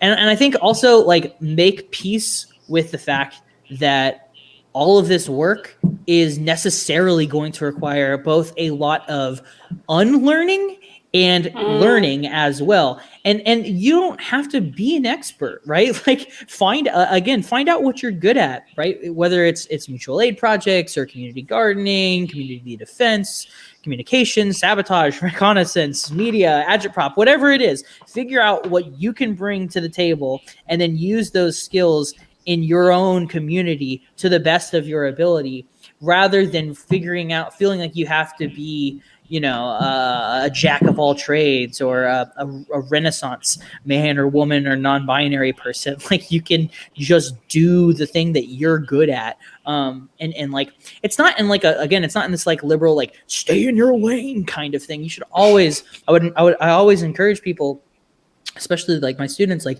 learn as much as you possibly can in every which way that you possibly can. But just because you've learned something doesn't mean that you have to be the expert on it. It's okay to still be learning and to invite other people into that learning experience with you. Yeah, I love that. It's something, I don't know if it's my autism or what, but I've always been kind of like, I know a little bit about a lot of things. And then I have my areas of expertise for sure. But like, I just find so many things interesting that other people say are boring, like other people's jobs. I think other people's jobs are so interesting. I'm always like, tell me everything about your job.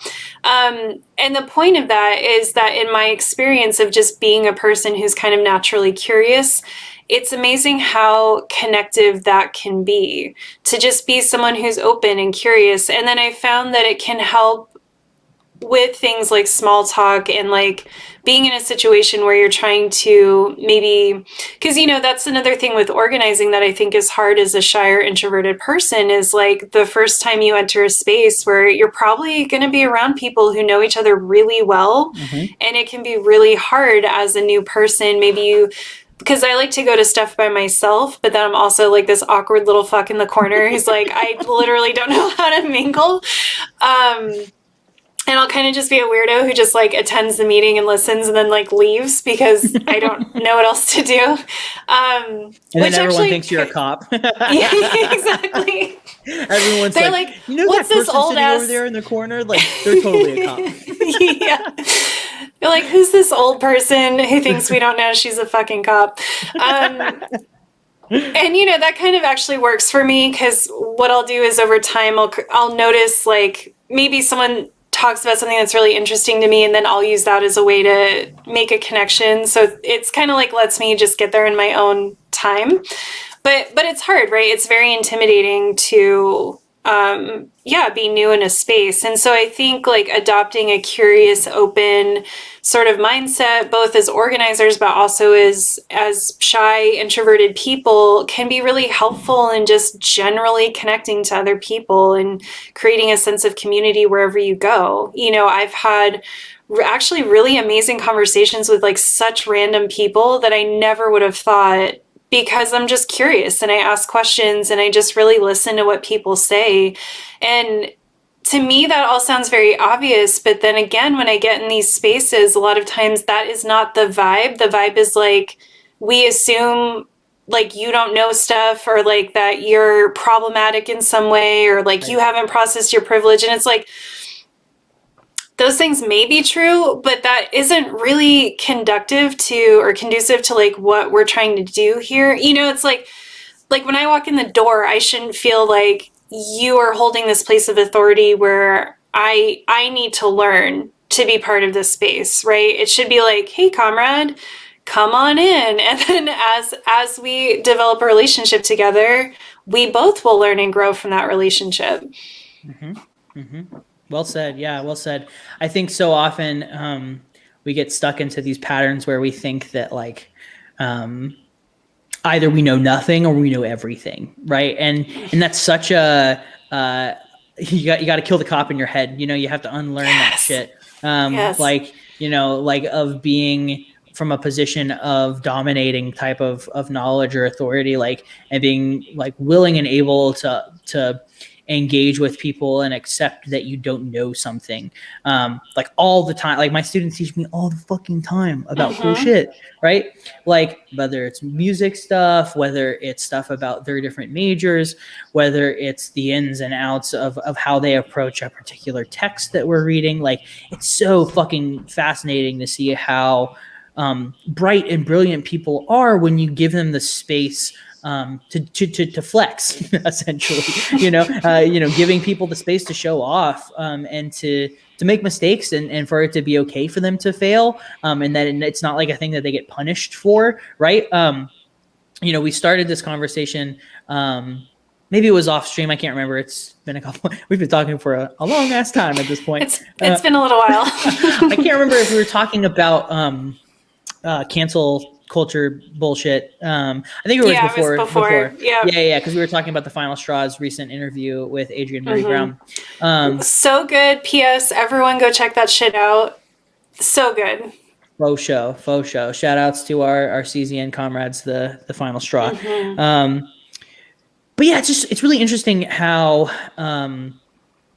these things, like, invade spaces that should be so liberatory and so inviting and so understanding of the fact that people are coming to this from different walks of life and from different backgrounds. And I think that we engage in this weird form of, like, purity politics when we police ourselves and police each other. And I think that that's not to say that, like, the left has very serious problems with misogyny, with white supremacy, with heteronormativity that we need to tackle and that we need to dismantle and that we need to be really systematic about. That said, I also think that it behooves all of us to give folks the benefit of the fucking doubt, like, and if someone proves to be, engaging in bad faith, whether that's because they are an agent provocateur or they're just a troll or whatever it might be, then that's a different type of situation. But I think if we could just all calm the fuck down just a little bit, just a little bit, right? Like, I love the fucking fire. Don't get me wrong. Like, I'm fucking here for it. Like, there is no one. I promise you. There is no one who wants to burn this shit down as much as I do. But the problem is that when we take that fire and we direct it against people who are trying to learn, right? People who are new, then we isolate ourselves and we alienate them, and we make it so that we can't create inviting, powerful, robust movements that can actually challenge hierarchy, patriarchy, white supremacy, heteronormativity, etc. Yes, I love that. I think my formal 2021 mood from here on out is going to be like, calm the fuck down. Like, telling everyone to bring it down while you're also way up here. But yeah, it's true. It's, I always think about my experience the first time I hung out with like a group of queer women and the way I fucking felt.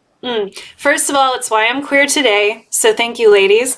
But like, it was just this experience of feeling so comfortable and being exposed to, it sounds so silly and normie now, but like there was a girl there who didn't have shaved legs or armpits, and she was wearing like a tank top and shorts, and she had like a boyfriend, and I was like, what? Like, I was like, you can do that, Right. But my point is, like, I hung out with these people, and even though at the time I was a cis het, like, I just felt so welcomed into their space, and I was being respectful, right? Like, I wasn't trying to do anything, because I do think that's important. Like, we do still have to check our privilege and like make sure we're behaving properly. But the point was, like, I would have thought, oh, if I go hang out with some queer people who've like always, they were like queer punks too. So it's like super queer, super punk. And, I would think like, oh, I'm this fucking normie. Like, I know. I would have thought like they would have like, I don't know, been kind of cold or kind of judgy or just like, who is this person? Or thought like what I had to say was not interesting, but that was not the experience I had. I had so much fun with them. We had these amazing conversations. We were like laughing the whole time and talking about like this huge range of things, from like silly stuff to like what cupcakes we like best to, they were talking about like their attraction to women and how it differs from their attraction to men and like processing all this stuff. And I was in the back being like, taking notes, but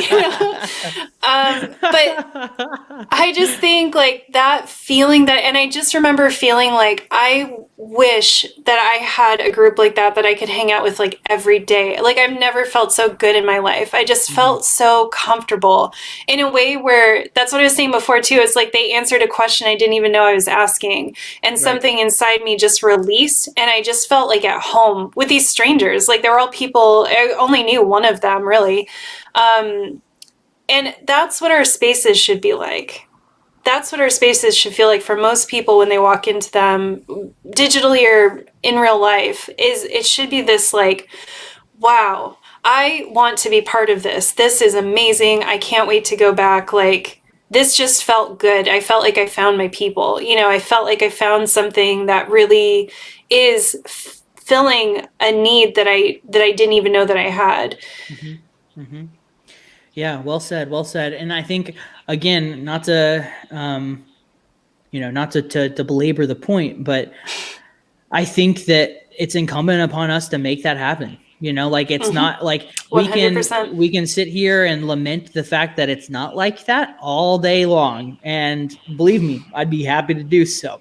But Same. The reality is that it's going to fucking stay that way until we make a concerted effort as a community to eradicate that sense of, again, I keep coming back to the idea, and I think it's because I've been recently rereading Donna Haraway's essay "Situated Knowledges" as I'm working on my dissertation. But there's this idea like that it really comes from this like belief that you have a scientific understanding of how society operates, and that like I have the divine truth passed down, right? Like we've all seen the immortal science memes. I'll say no more. But when you approach it from that perspective, you take on this very patriarchal, very masculinist like kind of approach that says, I have the secrets of the universe. And it's like kind of understandable in certain sense, because like when you do begin to like engage in rigorous social critique, it does feel like you have a superpower. It feels like you're able to like see things that are invisible that like other people like can't see. It's like that film They Live, where the guy puts on the glasses and he's able to see shit, right? He's able to see beyond all the capitalist propaganda. Yes, sorry. For like a 40-year-old movie. Yeah, whatever. I digress. It does feel like a superpower, but I think that when we enter into organizational work, communities, even just conversations with newcomers from a place of a negative type of authority, an authority that says, I've done the proper reading, I've been engaged in this work for such and such many years, I know what I'm talking about. It's so fucking toxic, and I think that it's going to take a lot of unlearning. It's going to take a lot of work. But I think that in many ways, that's like the beauty of anarchism. And one of the reasons why I'm drawn to it again and again and again is because it's never a finished product. Like we're never going to be done, y'all. It's like a Sisyphean struggle towards attaining ever greater degrees of freedom. And I think that unfortunately is a horizon that we still have. We definitely still have yet to attain. Yes. Well, I think that was a beautiful way to end it. I have so many thoughts. I'm thinking about actually putting together a program on Skillshare or something that's like presentation skills and different types of education and advice for creating content, but like as a leftist that gets away from the capitalist structure that most of these resources have. So we'll see if I ever get to it. Yeah, no, I'm hoping really cool. Like I could do some kind of thing where if like someone buys it, then I can donate it as what, do kind of like a sharing so it doesn't have to be closed off from people who could use it but don't have the funds. Totally. But so let me know if that's something people would be interested in. I know CZN is also next week. It is a closed workshop, but there have been conversations about trying to open up like workshops specifically for like doing podcasting and live streaming and that sort of thing, opening that up to other people. So I can't say for sure whether or not that's going to be a thing. We're trying to do it almost as like a little pilot.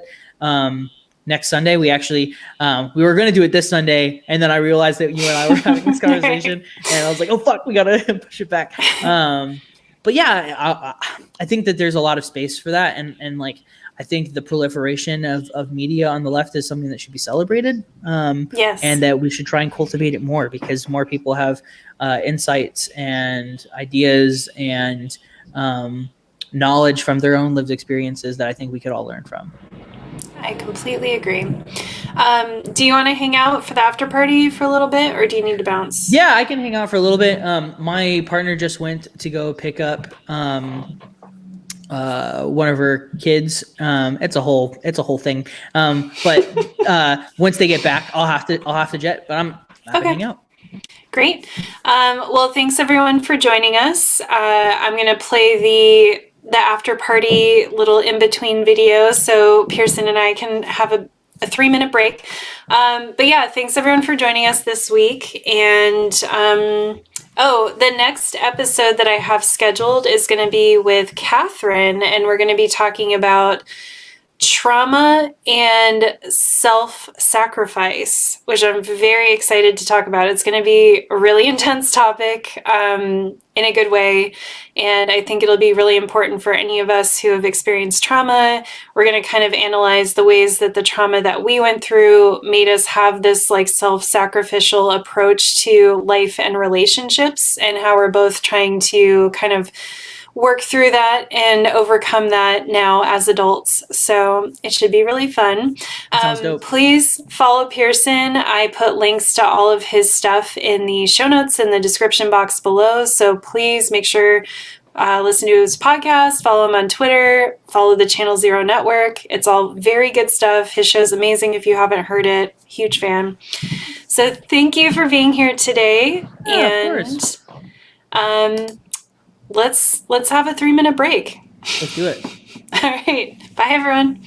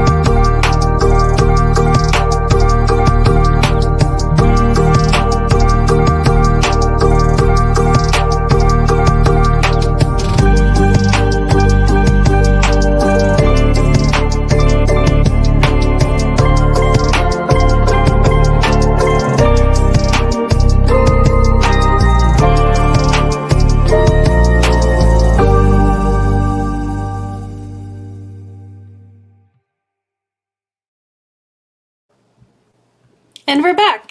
Oh, hi. So Everett, I don't know if you're still here, but you almost made me lose my shit with the are they seasonal tips in the beginning? Oh, Pearson, I don't know if you're familiar, but that's like a very long-running inside joke around here, where That's awesome. our first major review for Vegan Warrior Princess's Attack, they basically framed it as if we were like, they just made it like so feminine. And I was like so mad. It was such a sexist review. So they were saying we give like seasonal tips. And it's like we were doing like hardcore like political philosophy or like what? Yeah, that's super annoying. Yeah. Yeah, that is funny. I was not aware of that particular inside joke, but that is Yes.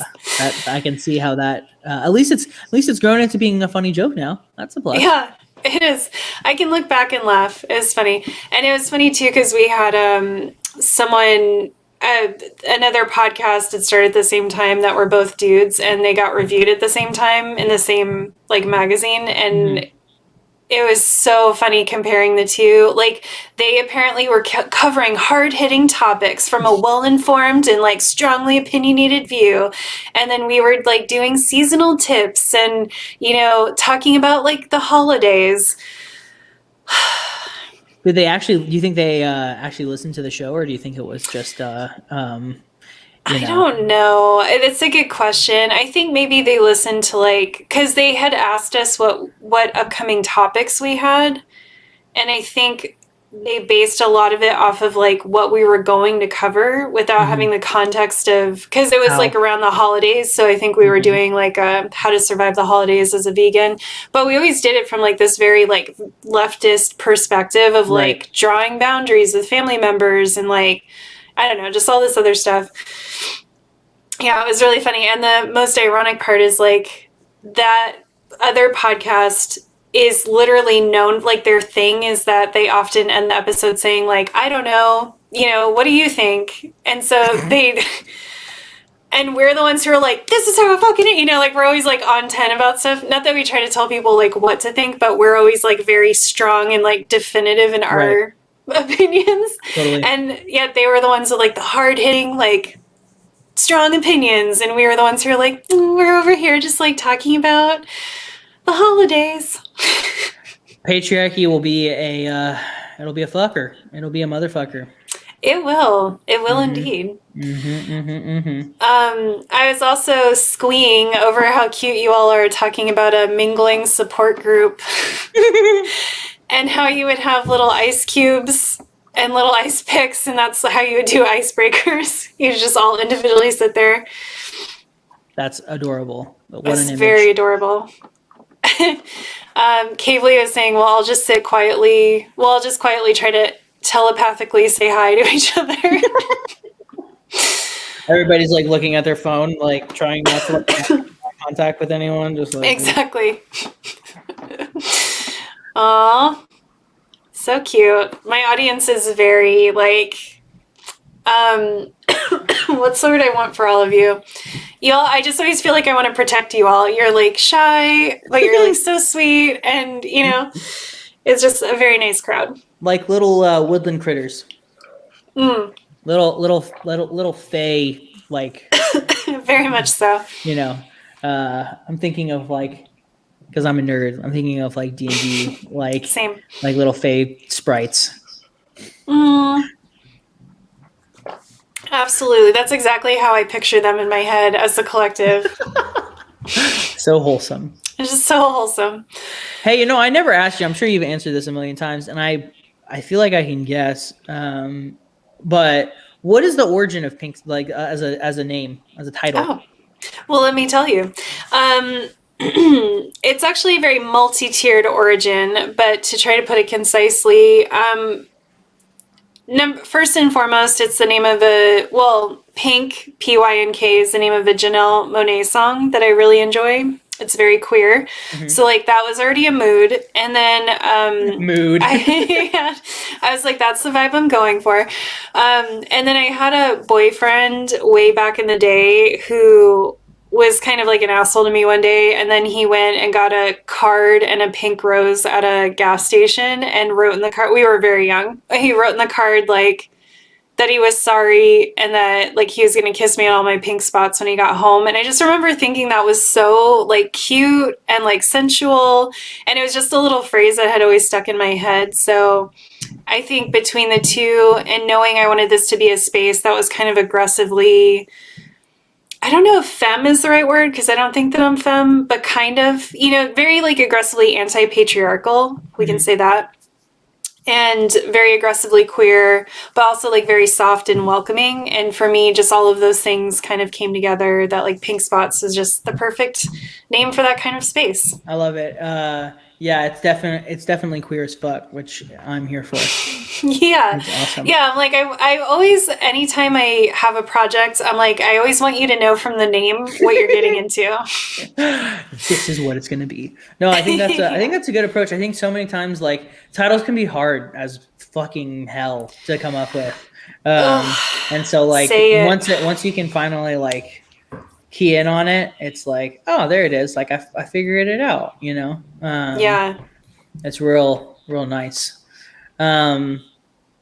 Yeah. It's funny, like I've been going back and forth for a while, like about coffee in particular, and like maybe taking. Are we just gonna talk about coffee for another 40 minutes? Because I'm down. I'm into it.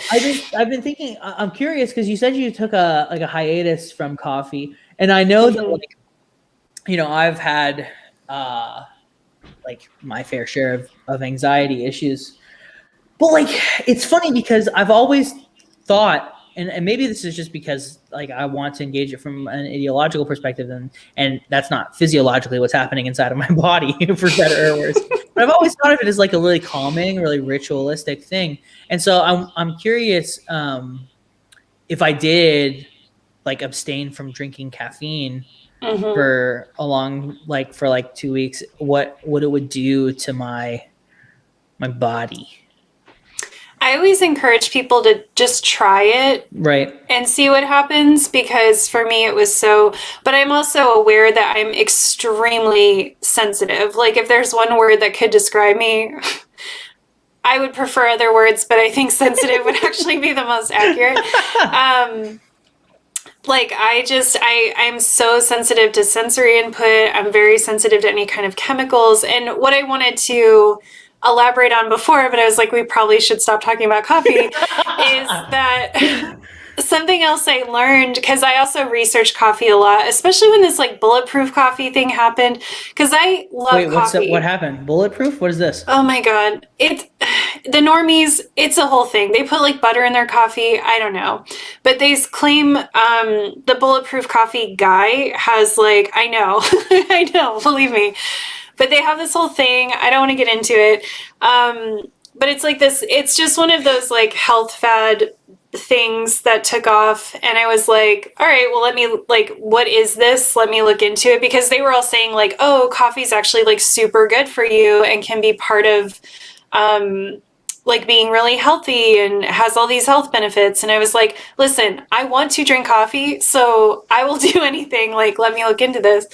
But anyway, part of what I found out when I was researching coffee was that coffee has a lot, like regular coffee is often has a lot of pesticides and also chemicals in it. Like I would often drink decaf to try to mitigate the effects, but a lot of decaf coffee, I guess, is filtered through like chlorine and other nasty shit.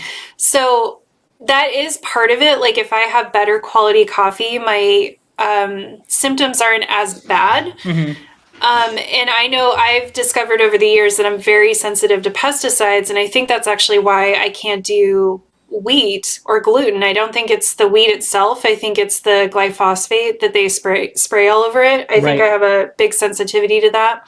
So yeah, it's like this whole environment, because I was just doing like the coffee work because it was free. So we had like one of those cup machines at work, or the packet. Yeah, like the Keurigs.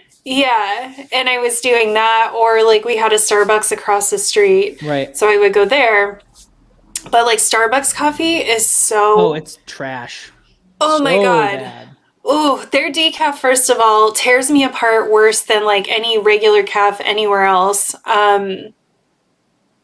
So yeah, it was just this interesting exploration of like it's not just the coffee itself, but it's also all these other factors. And Right. as someone who was like got into veganism through like health veganism Hmm. and has always been like chronically ill and always trying to figure out how to fix that, it just was like yet another cog in the like our food system's so fucked machine Right. Right. Right. Totally. of like this is another fucking thing where it's like, oh, I didn't realize I was drinking all of these other things when I was having a cup of coffee. Hmm. So that can help mitigate, but I do, even with the best quality coffee, like I do still experience a bit of often what will happen to me is like a little bit afterwards, I'll just be doing something and all of a sudden I'll feel like I've done something wrong and I'll have that nervous feeling like I'm in trouble. Hmm. And every time I'm like, oh, I had coffee, like it's like a caffeine thing, it just kicks. But I have adrenal issues. So I think like that's my physiology, right? Is Right. that my Right. Right. adrenals are like, what are you doing? And I'm like, I don't know. I just like the taste. I'm sorry. Yeah. No, I feel that. It's funny because like again, like I kind of, and I said this a bit on the stream. I approach it like very ritualistically. Like Mm-hmm. it's very much for me. It's about the process of preparing it, and like the methodical process of weighing the beans, grinding the beans, going through the motions of then like doing a slow pour over, right? Making sure it's set at the right temperature, making sure that everything is timed out properly, right? Giving it the time for it to bloom properly. I've just probably over the last like probably 6 or 7 at this point, 6 or 7 years, I've really like just like come to think of it as like a very like cathartic, easy way to start the morning. And like, Mm-hmm. being quarantined with my partner and her kids has meant that I'm not preparing it just for myself anymore, but I'm also preparing it for her. And so it creates this social dynamic as well, where Mm-hmm. it's like a way of taking care of someone who I love, right? And giving her the pep that she needs or desires. Inner step. Yeah, exactly. That she wants in the morning. And so like there's that element to it. It's just interesting to think about like again like how like the type of coffee that you're getting to, because especially with like third wave coffee that's like all just coming from one place, grown on a micro like lot, like by Mm-hmm. one particular farmer who has like hand picked all of this stuff and washed it, like there's like where it's coming from, how it was processed, all of that stuff. And so there's a much more intimate kind of like relationship.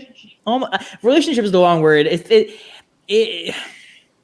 it feels very ritualistic. That's where I keep Yeah. coming back to. It feels very ritualistic, and it has that ability to like kind of like be a calming thing, right? It doesn't Mm-hmm. like get me really excited. Like it's like I don't drink coffee because I need it. I drink it because I fucking love the way that it tastes. You know what I mean? Right. I'm a fucking pretentious nerd about like trying, all these different Ethiopian coffees that have different like floral and fruity Yes. varieties, and Oh, trying to I love select it. out like what, am I tasting lavender here or is it blueberry? Like that's fun to Mm. me. Like it's an Hints of enjoyable. chocolate. Yeah, Yeah. exactly. Little vanilla bean. Okay. Yeah, I'm into it. it's that sort of like kind of thing where it's something that's like enjoyable rather than Yeah. something that I need to function. Does that make sense? It does make sense. And I think generally I try to have that be my approach to food as Mhm. well, especially since I've had such a terrible relationship with food, throughout my life. Right. And I do actually like and resonate with the word relationship. Like, that's kind of, might sound weird, but I like talk to my food a lot of the times. Like, I get this CSA box, so I'm getting produce straight from the farm, Hmm. from a local farm. I really like them. Their customer service is really great and it's a small operation. I just feel that alone just makes me the fact that I feel somehow connected to the people Mhm. bringing the food like makes me feel more connected to the food itself. and then I'll open the box and I'll be like, oh my God, hi Basil, you are so cute. I can't wait to like make salad dressing with you. Or I'll be like, oh my God, broccoli. Like I just try to like engage, it's like engaging with the food, and I'll smell it and I'll like think about what I want to make with it. And I do think that that's something we've lost. Like don't get me going off on my cooking tangent again, but they've heard it like 700 times. But like, yeah, I think that that's something that we've lost, and that's how people get away with us having the food system that we have. I think you're Also, absolutely the pressures of like not giving people time and space and money and resources to like be in relationship with their food. But yeah, it's pretty cool to get something that was just in the ground like this morning or yesterday at the latest, and to be like, wow, this is in my house now, and it's going to nourish me, and I get to make something really good with it. So yeah, and I got that way with coffee as well. When I do drink it, that is the type of, like, I have a French press that I don't use often, but like when I do, I try to make it a whole thing.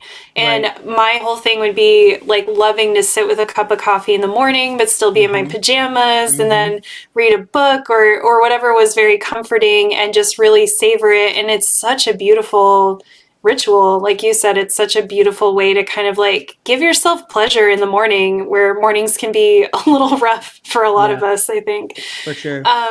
I think you're absolutely right too. And maybe I should be less recalcitrant to talk about it as a relationship, because as you were talking, you reminded me of that Robin Wall Kimmerer book, Braiding Sweetgrass. Yes. Where she talks extensively about the kinship relations that exist between all beings, and including like just organic matter.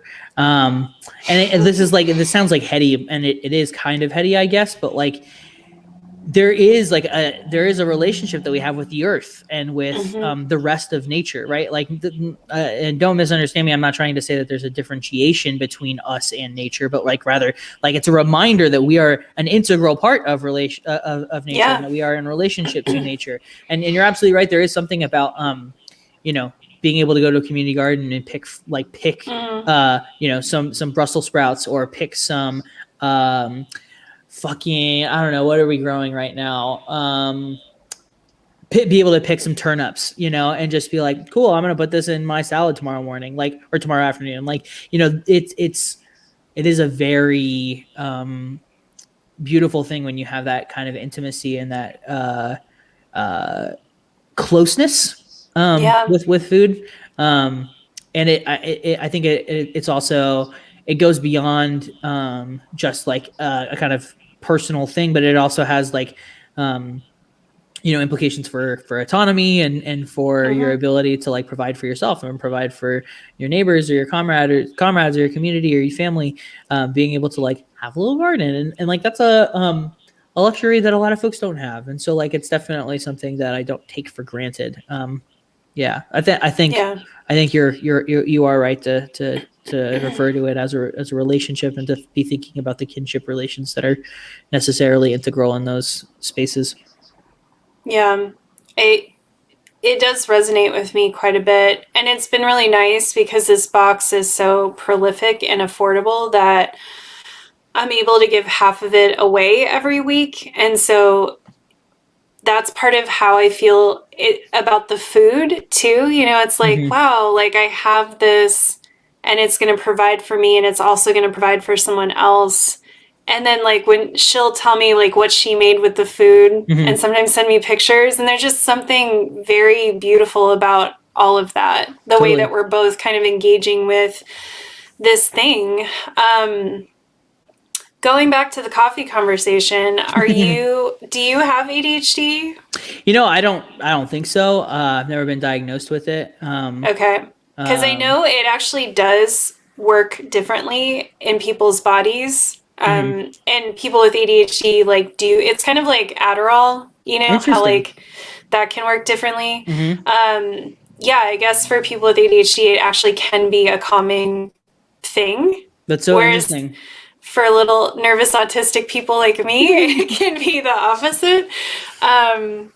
So Yeah, I I don't want just to think, like self-diagnose or anything because like that seems ill-advised at best. But like it definitely had like historically over the time that I've spent drinking coffee, which is almost a decade now, because I didn't really get into it until after college. Like I would just would not drink coffee. And now I'm like wow, fucking obsessed with it. you're a late in life coffee drinker. Exactly. But yeah, you know, it's always been a thing that's like, man, I had this nice warm cup of coffee, and I'm just gonna sit Yeah. with it. I'm gonna nurture it. I'm gonna Oh, enjoy it's a it mood. as it cools down. You know, as it goes Mhm. from being real hot, and I can taste different like flavor notes in it. I'm a nerd about it. I'll be the first to admit it. I love that. I love that, like, yeah, I just love my comrades that are so radical, but then there's this, like, thing that they're just all bougie about. And, like, I love that. Dude, Because I have honestly, my like things too, and it's so human to be it like, is. there's this thing, and I'm sorry, but I'm just fucking into it, and I'm not, you know? And yeah, and like, you know, in a certain sense, like you look at it as like, okay, well, we live under capitalism and it's inescapable. Mm-hmm. But then there's also Mm-hmm. like the reality that like a lot of these things could totally function in like a more healthy and humane society, Exactly. right? Like, you know, like our love of food or our love of coffee, Mm.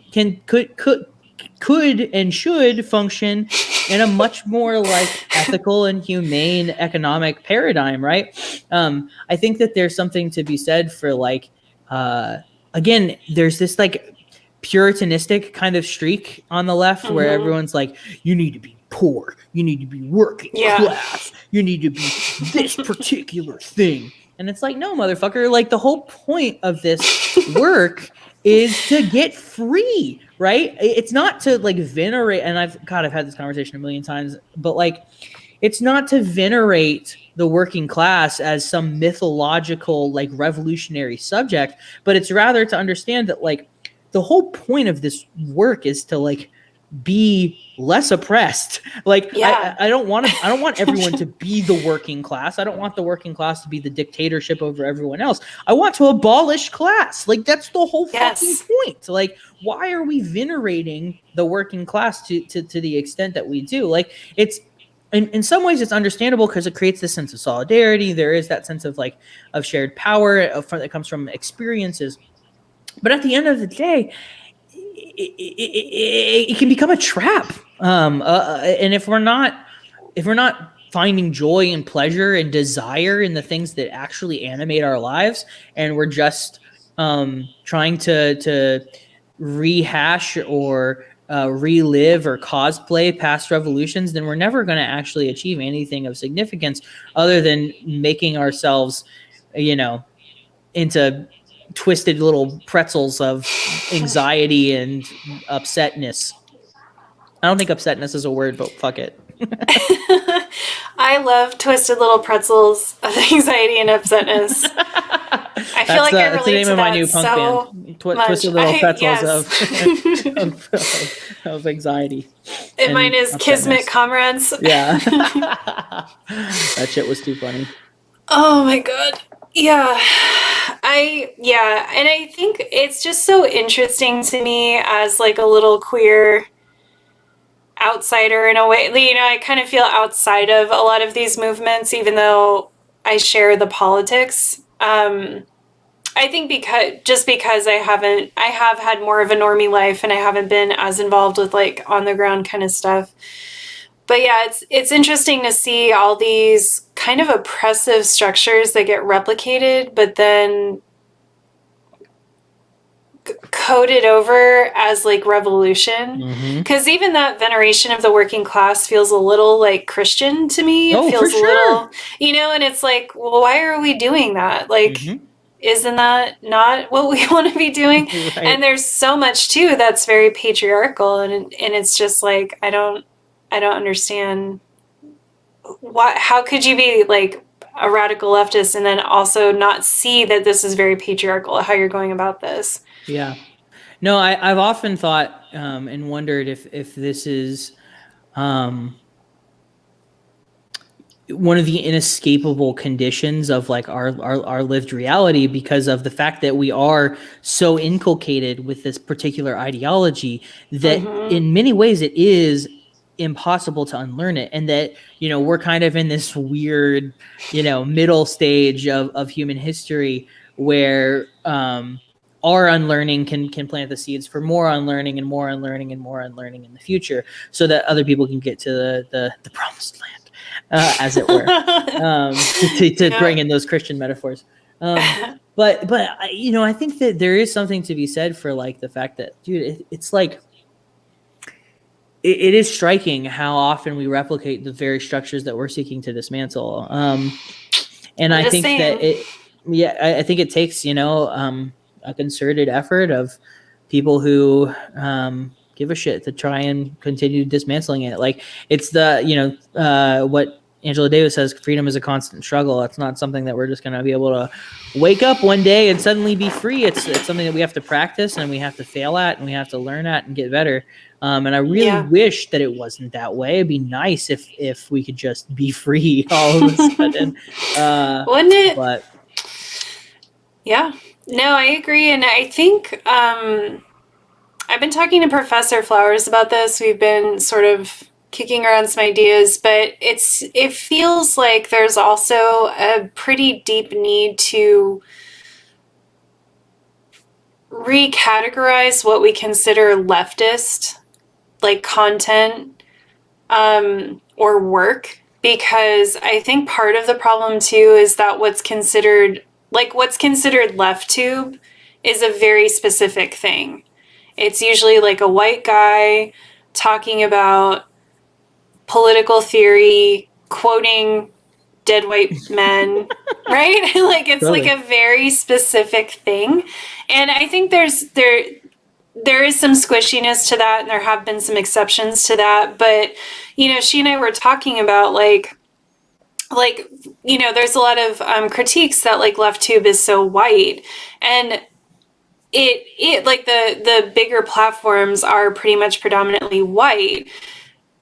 And part of the problem too is that there's a lot of like Black people doing what is actually leftist work, but they're not following that model, so they're not considered a leftist platform, Mm-hmm. right? There's so many people, and they actually have like fairly large platforms. Like we could, if we understood that they were also doing leftist work, we would actually be bolstering like our understanding of how big our online presence is. But there's just so much like white patriarchal definition of what this work even is or what it looks like, you know? Totally. And I And think I feel that that as someone who's always had a platform that's a little doing like something just very different, you know, it's like I always feel kind of out of place online of like, where do I belong?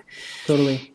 Yeah, I mean, I think that I think you're right on the money there, and I think that, you know, there's something to be said for kind of what we were discussing earlier. Like, people just do anarchy or do Yeah. direct democracy, like they just do it, you know. They Yeah. and it doesn't necessarily have to be called that particular thing if it's following these liberatory I don't want to say models or formulas, because that's not the right word, but if it's engaged in those types of practices, then it's doing that type of work, and it doesn't fucking matter what you call it. You know, on Coffee with Comrades, we have those stickers, fuck theory, do shit. And we always get people that get so mad Of course. when because they don't understand. Like, but it's like, okay, dude, it's fuck this and this is shit. Like, it's a dialectical relationship. Anyways, it's just like, I think that there are people who, and it's almost always like on left media circles who get caught up in this cycle of saying this is not this particular thing, and it's like, it doesn't fucking matter. What is it doing, right? Like, that's Yeah. a far more interesting question. It doesn't matter what it's called or who's behind it. What is it doing? What is it accomplishing, right? And I think that the more that we can create capacious and malleable and dynamic spaces that invite folks that exist outside of those traditional, very white, very cishet, very patriarchal norms, we can open up and create the space for people to intervene and to be a correction to that long, arduous, and painful tedium of white dudes thumping the work of other dead white dudes. Which I'll own that Coffee with Comrades has done that. We just did an episode on BookGen, and it was fucking fun. I'm not gonna lie to you, it was a fun episode to do. But like there needs to be more space for comrades of color, for queer folks, for gender nonconforming folks to be able to engage in works of media, because I think those values and perspectives and positions are incredibly important, and they are unfortunately deafened by all of the dude bros who read too much Karl Marx. Those damn dude bros. Damn dude bros. Koch Potatoes said leftist theory thumpers instead of Bible thumpers. So true. That's so fucking true. That's Communist Manifesto thumpers. Yeah, exactly. Yeah, 100%. Well, listen, before I bow out here, because I think they're going to be back any second now. But before I bow out here, how do you want to do audio? Do you want me to send you my audio track, or does this thing automatically record it? So this thing does record it. I found the audio is not great at most points, so I would prefer to use your recorded audio. Yeah. And did you say you wanted to post this on your channel too? Yeah, that'd be great. Okay. I was planning on putting it up on Tuesday. So if it's easier, I'm happy to edit it. I have some time tomorrow. That would be amazing. I'm not even gonna lie. Yeah, dude, okay. For sure. I'll send you my audio then. Yeah. Just shoot it in an email to coffeewithcomrades@gmail.com. Perfect. And I'll have it edited and put together and sounding nice and pretty. Come tomorrow. I'll send it over to you as well. That would be magical. Yeah, because I was going to tell you I don't mind editing, but it's going to take me a while. No worries. So if you have the spoons and the ability, I have edited over 120 episodes at this point, so I have refined my techniques.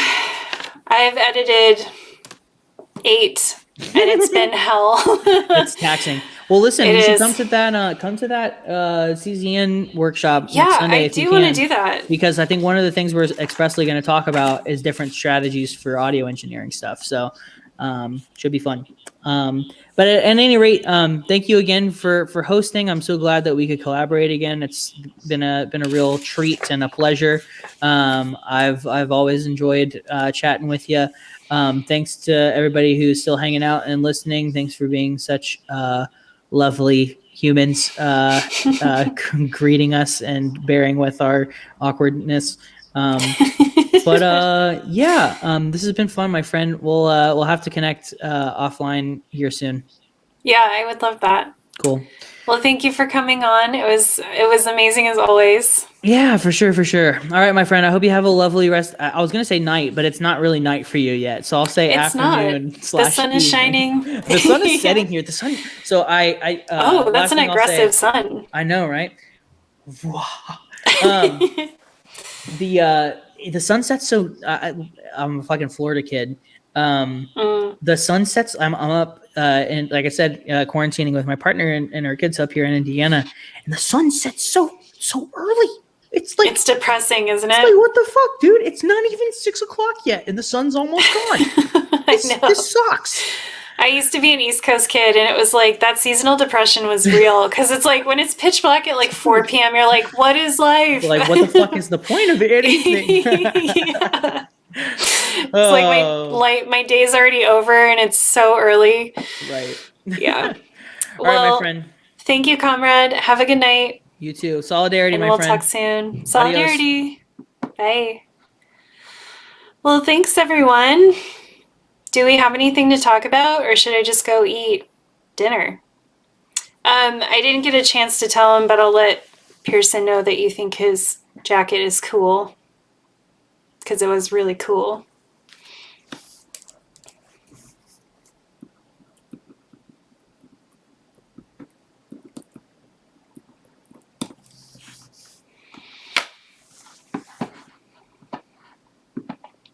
I can never tell if you all are being quiet, if there's a huge delay, or if it's doing that thing where it's eating the comments again.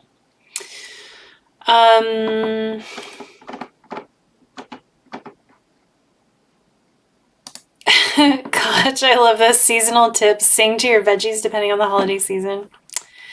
I mean, it's not far off from what I do. And then Carla, I wanted to say, yeah, I've been learning a lot about like thyroid issues, and I've been trying to like eat differently. Like I've had to completely give up sugar, which I'm not like a sweets person, but it's one of those things where once you try to get rid of it, once you try to cut it out, you're like, it's in everything, you know? Like I bought, finally tried that Oatly oat milk, and I didn't realize, but it had sugar added because I usually drink unsweetened, like almond milk. And it had like so much sugar in it, and I was like, God damn. I was like so mad. But yeah, coffee is something that I'm like, okay, I can't do caffeine, but it sucks. Oh, thanks, Dave. That would be nice. Yeah, I'm kind of with this space, I'm sort of like, oh wait, on the cusp. Koch, I thought you meant that it had to hit 1K, and I was so excited. We're so close. We're so close. Yeah, I kind of feel like I mean, of course it would be cool if it grew, but if I could just get to 1,000 subs, like just that alone would be so great, because there's so many features that will be turned on for me.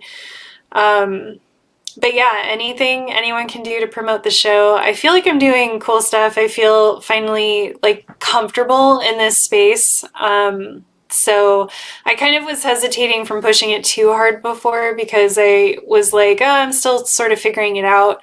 But now I feel at a point where I would be okay with it being more heavily promoted and reaching more people, because I'm kind of like, all right, I know what's going on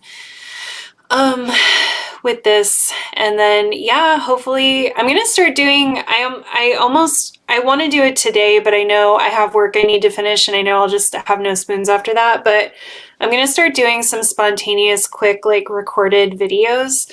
I don't know if you all have seen it, but For Harriet got canceled. Kim Foster got canceled for having a housekeeper, and that was a whole thing.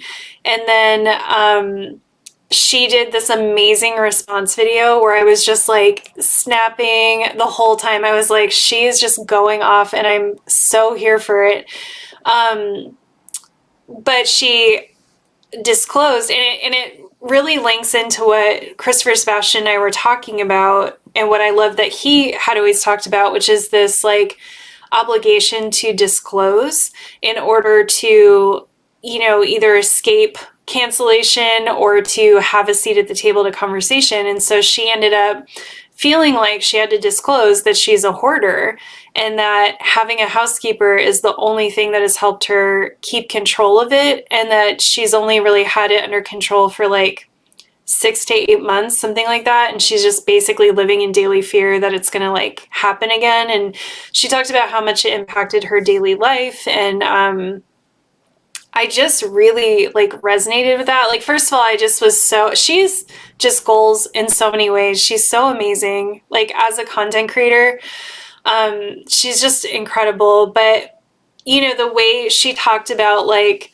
just because I have some kind of a platform does not mean I owe every single random person on the internet like an explanation for my life, or that I have to respond to all of these people. Like I don't owe anyone that. And I was like, oh, so great. I love it. But anyway, so she came out with that.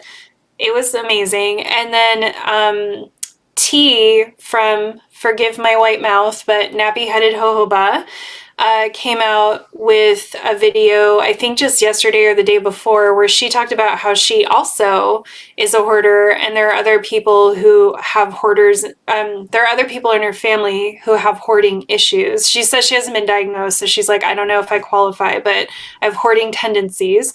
And she talked about how like hoarding is often connected to growing up in poverty, and that it's a very specific issue that people who grow up without have, and how much shame there is around it and how complicated it is. So anyway, I was thinking about it because I also have issues with hoarding. I don't know if I would call it hoarding, but definitely like clutter. And I have a really hard time getting rid of stuff. And so I was thinking like I might just sit down maybe tonight or tomorrow or sometime early this week, hopefully, and just do like a 10 or 15-minute video where I kind of talk about my experiences too, and just like my interpretation of where it comes from for me, from my background. Because it is really difficult, and it's a weird thing, because I think when you grow up in poverty, you have shame from so many sources. And one of those sources is like being dirty, or growing up in like a dirty environment, or having a house that's not nice. And so when you add to that you're going to be predisposed to hoarding, or at least having clutter, do you know what I'm saying? Like you start compounding shame, and it's really a difficult thing. So I just think it's cool that these people are talking about it. And yeah, I want to start just being a little bit more loose with like, oh, I have a few things to add to this conversation that's happening right now. Let me just make a quick recorded video and release it. So that should be fun. But yeah, anyway, and working on trying to get Spoiler Alert launched, and it's so hard. I've been trying to write the Promising Young Woman script, and I had this structure that I wanted for it, and then I'm realizing that I think I just really want to talk about it from an autistic perspective, and I'm sort of struggling with that, because part of me is like, that is what you do, like, that's very on brand, so lean into it. But then part of me was also like, oh, I wanted to do more of like a high level analysis of it. But every time I try to sit and write that high level analysis, it doesn't really come out. And what wants to come out is really more how I related to the protagonist from like an autistic perspective, and how much the movie like was really validating and relatable to me, because of like how my autism results in like a very strict moral code, and an inability to kind of, I don't know, I can just really relate to like grieving and not being able to like productively move on from that. So anyway, I don't even really know why I started talking about all that, but I'll just say I'm feeling much more comfortable, and I'm feeling like I'm at a place where I have things that I want to share. Dave, oh, are you asking? I think they would be videos for YouTube, although I could take the audio and also put them on a podcast. So maybe for both. I know for YouTube, it's more common to have a mix of different types of videos and stuff. For a podcast, it's usually not done that way. Usually you have, that's been hard too. I think that's what I've been trying to kind of figure out too, is that I'm starting to realize that podcasting and live streaming are different, which should have been super obvious, but somehow was not.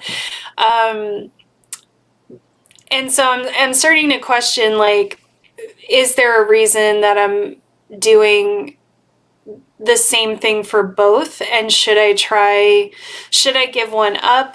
Should I try to do different? Like, should I have stuff that's just on YouTube and then stuff that's just on the podcast? I don't really have any answers right now, but there is something, I do feel like this format isn't as good on a podcast, because there is something about when I sit in front of a mic and I know I'm talking to people who will be listening later. I have a very different tone and approach, and everything about it feels more close and intimate. Whereas this is more like outgoing, and there's just kind of a different mood to it too. Like it's like more interactive and like lighter. So yeah, I've been really deeply thinking about like, should I do like maybe one podcast episode every month that's a podcast episode, and what should those be? And then maybe do different stuff for the live stream and try to have the YouTube channel be a different thing. But I don't know. It's all very complicated. But yeah, because I know like I don't have a ton of people listening to the podcast, but there's a decent amount, and I think it's gaining a little bit of traction. But like realistically, I don't know if I have the spoons to really have that many more platforms. So yeah, it's hard to say. I mean, if the podcast wasn't doing anything, then I probably would just scrap it and just focus on being a really good live streamer. Because I've realized too, like watching other people live stream, they're not like, I can be a little bit formal, which I know most of you are probably laughing at me. Because I'm not formal, not profesh, but I do have this sense of like, oh, this is the podcast part. So like, we're going to be focused and we're going to talk about this thing. And then that's why we have the after party, is so that then I can just be relaxed and like conversing back and forth with all of you. But I've noticed with a lot of other live streamers, I think especially people who are on Twitch and stuff, it's more of like a loose, like, oh, I'm just going to be here for 3 or 4 hours. I'm going to be talking when I have something to say. I'm going to be engaging with the audience, but it's all like very much more relaxed. I don't know if I would want to do that, but I'm just paying attention to that. Like these different mediums do obviously have different formats and norms, and trying to figure out like for the work I want to do, what is the best thing. Like it would be really hard to go back to just podcasting because I love the interaction of the live stream. But like I said, I'm starting to actually deeply miss the intimacy of a podcast. So I don't know. I'll have to figure it out. Molly, you don't like the live streams that are like that? Dustin, yeah, we're rehearsing right now. Pods of analysis and deep dives, and then YouTube for interviews and after party. Yeah, that could work, I think. I was thinking that too, is like maybe YouTube should just be for when I collaborate with other people, and then like I was thinking maybe I could turn the podcast into just advice, and take it's hard though, because advice I think is the thing that's going to help me grow the most. But yeah, maybe the podcast could be just advice, and then the live streams could be like all the collaborations and the little one-off videos.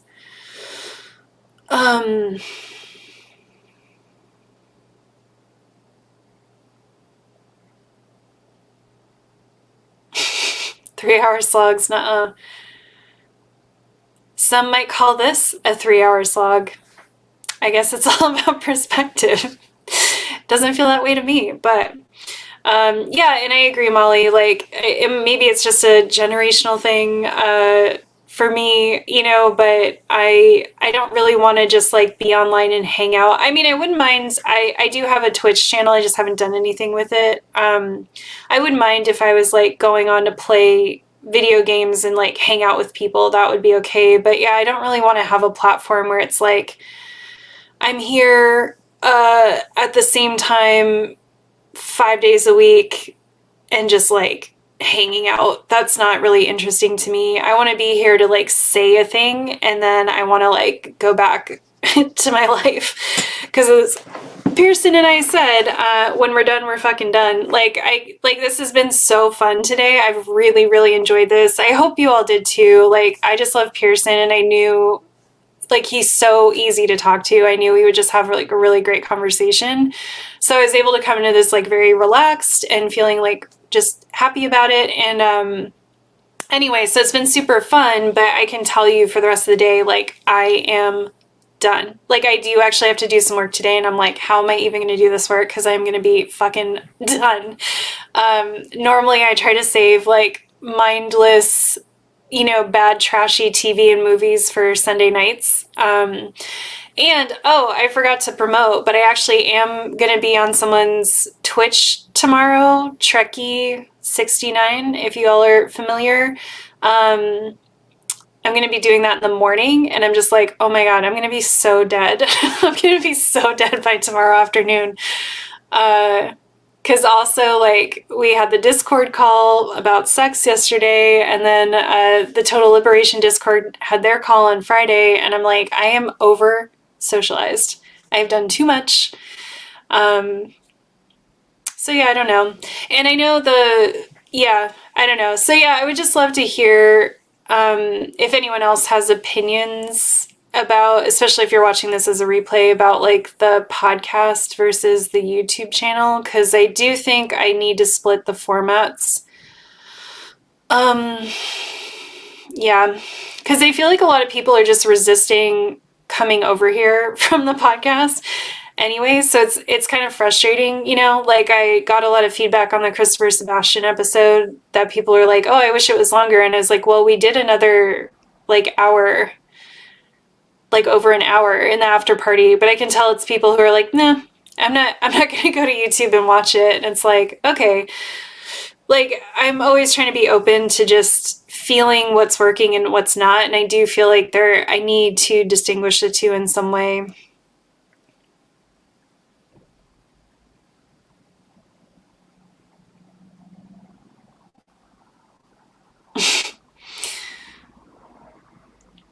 So, well, that's very validating. A lot of you are saying you don't like the informal Twitch thing, which is good because it's weird being probably a lot of you can understand, it's weird being a person online because then you start to see trends and you're like, oh, am I supposed to do that? Like I was just chatting with Mohira, and I was like, oh, I'm thinking about TikTok because I feel like, I could harness the cool aunt like vibe to talk to the kids. And I feel like I have a lot of stuff that I would love. Like I do think TikTok would be a cool format for a lot of the information I have, and a lot of the work that I've done. But, I'm also like, is there going to be a good conversion rate? And like, is it going to be worth then needing to master yet another medium? And, I don't know, you just see like even the Instagram stories, like IGTV, which I still don't even know how to get. I think I don't have enough followers to be able to do it or something. I don't know. But you just see people doing stuff, and then you're like, oh, like I should do it too. And then I see all these people, like even ContraPoints has been like streaming her playing games, and I'm like, girl, you have 1 million subs. Like, what are you like? Why are you doing that? Not that it's wrong. It's just kind of, I don't know. It's just kind of weird to me. Because it feels like it's so much more of an intimate thing to do. And if I had that many people following me, I think it would stress me out to be like trying to just play a video game and like chill with like that many people. But who knows? Introvert. That is some introvert energy.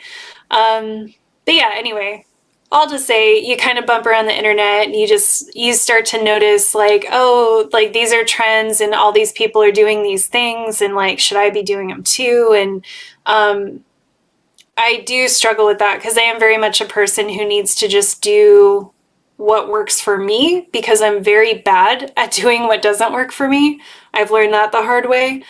But I am also someone who's like, does like to pay attention to trends and does like to see new opportunities and has a bit of a marketing mentality. So I do always kind of feel that pressure, and I do tend to question things. And a lot of times for me, I don't know if anyone else is like that, I always feel like I have to try something before I know. Like I feel like other people are so much better about just kind of knowing if something works for them or not. And I feel like I just have to, I always have to try things and do things before I like fully get it. And then I'm able to assess if it works or not. So I guess being on Trekky's stream tomorrow will be helpful, because from what I gather, they do that kind of like loose, like let's just hang out and have a chat. That's not really like structured. So I guess I can see if I like it. But yeah, I also feel like I just have a very specific audience. And as much as I want to grow my audience, I also just really like the audience that I have. So I think maybe just leaning into my auntie vibes and like, you know, just continuing to do what I do is possibly the best thing I could do, because then I'll just attract other people who are like me and like that stuff. But anyway, I see, let me catch up on some comments here.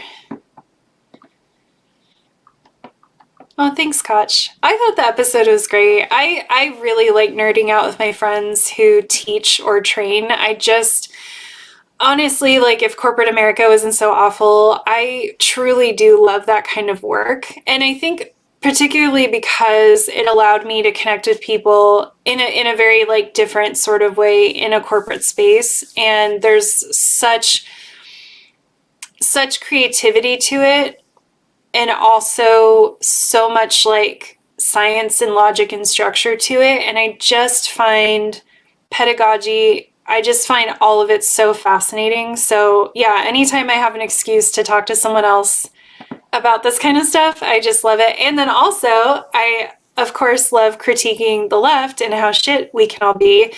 And with Pearson, I get those two lovely things in one person. Yeah, Pearson is a great listener and also a great talker. And it's very rare, I think, to find that in a person. You know, usually someone's like one or the other, but it always amazes me how he can just like talk, but like doesn't talk over people. I think that's really cool. It's really cool. Thanks, Dustin. Dustin said, don't agonize too much over the direction. I know it's important, but it's helpful and entertaining, so thank you. Yeah, it's still that it's just that age-old struggle I've had ever since I started having a platform of like wanting to it's the kind of thing where it's like if we didn't have capitalism, I think I would be more comfortable just kind of playing with stuff and letting whatever happen. But since I have such limited energy and also I need money to live, then it puts this like pressure on the work that I do to try to make it, you know, then you're just always worried. Like, am I doing the most efficient thing? Am I doing the thing that would reach the most people? Am I making the best use of my time? Am I being smart about this? And it does suck, because it is, I've tried really hard to approach this with as much space for like, let me just play and experiment and try different things and see what I like. And I feel like I've been able to do that for the most part, but I've had a lot of, honestly, like I've gotten off a lot of streams and just been really upset and been like, what am I doing? I don't know. Like it's just been really hard. And I think that's because there's so much pressure of like, this is a new platform and like it was birthed out of controversy, and you feel like, oh, I have to come out and like be a thing, you know? And I knew that wasn't going to work for me, but it's like, it's still, that voice is still there in the back of your head. And it's just, it's hard to deal with all of that. And yeah, and I also have a lot of pressure that I'm sure other people can relate to, that like, yeah, I have very limited spoons. So as much as I try to tell myself, like, just be chill, try things out, see what works, give yourself like 6 months or even 12 months to like figure it out, it's fine. It is also hard when you're like, well, this took all my spoons for like 2 days, you know, and I don't even know if it was good or if it was what I wanted to do. It can be really hard, but having you all has been great. I mean, having like consistent support has been really cool. And, you know, I knew when I can't remember whose suggestion it was. I think maybe it was mine, but when Maureen, Catherine, and I talked about doing the sex stream, I just knew, I was like, I think this is really going to be a thing. So that has kind of helped too, where I'm like, I'm going to have spoiler alert. I'm going to have this sex stream situation. Those can be my spaces to be more focused and to know what I'm doing. And this can be my space to kind of maybe play and be more relaxed. I think the last bit of stress I really have is from the different formats. And that, because I think because having the background and education I have in my education is specifically in like systems design for curricula. So I always think very hard about what format, what medium is appropriate for this information. And I think like that has been bothering me in the back of my head, that I know what I'm doing here doesn't translate perfectly into the podcast. And I do feel like the podcast, even from BSS, I was feeling it then too, that like the quality of the experience and the vibe changed once we went on to YouTube. And that wasn't really something I had, and I don't know if I anticipated or not, but it wasn't something I had intended, even though looking back, I'm like, well, obviously it's going to change the vibe. Like, you're interacting with people in real time versus recording, by yourself and just having thoughts and being able to edit those thoughts, So yeah, I mean, this is just part of how my brain works too. This is why I don't sleep well. This is why I have stress issues. I'm not like tortured by it, but I'm just always thinking about it. I'm always kind of like analyzing and adjusting. And this is why I drive people bonkers when I work with them, because I'm always like, we could do it better. We could do it better. And they're like, it's good enough. Leave it the fuck alone. And I'm like, but I want to tweak it. So yeah, but yeah, I do think for me, I was really excited about the idea of having pink spots be just advice, because then that would help me focus and would provide me with that sense of like, okay, I know what this is now, and I can just really become very good at this one thing. But as I'm going along, like I had collaborations scheduled out, and then I thought like, oh, I won't schedule anymore. But then I just keep bumping into people in conversations where I'm like, this would be such a fun collaboration, and I think it's important. So to be figured out.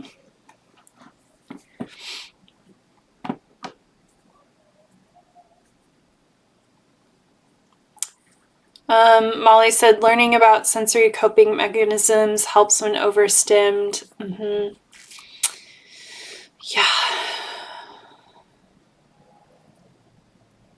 And yeah, Koch, just saying what goes into each. And it's just really hard because like the live stream is visual. I mean, it's obviously it's also audio, but the podcast is just audio. So like the live stream audio quality is fine usually on a good day. It's fine. But when I download the audio to put it on the podcast, the quality is not acceptable for the fact that like all you're doing is listening. So that's been stressful because I'm not good at audio editing. I don't know what I'm doing. I can do very basic things, but I've had several collaborations now where I ask the person to record on their side, and then for one reason or another, their audio on their side, either they can't record, which, happens for various reasons, or they do record, but then when I get the audio, it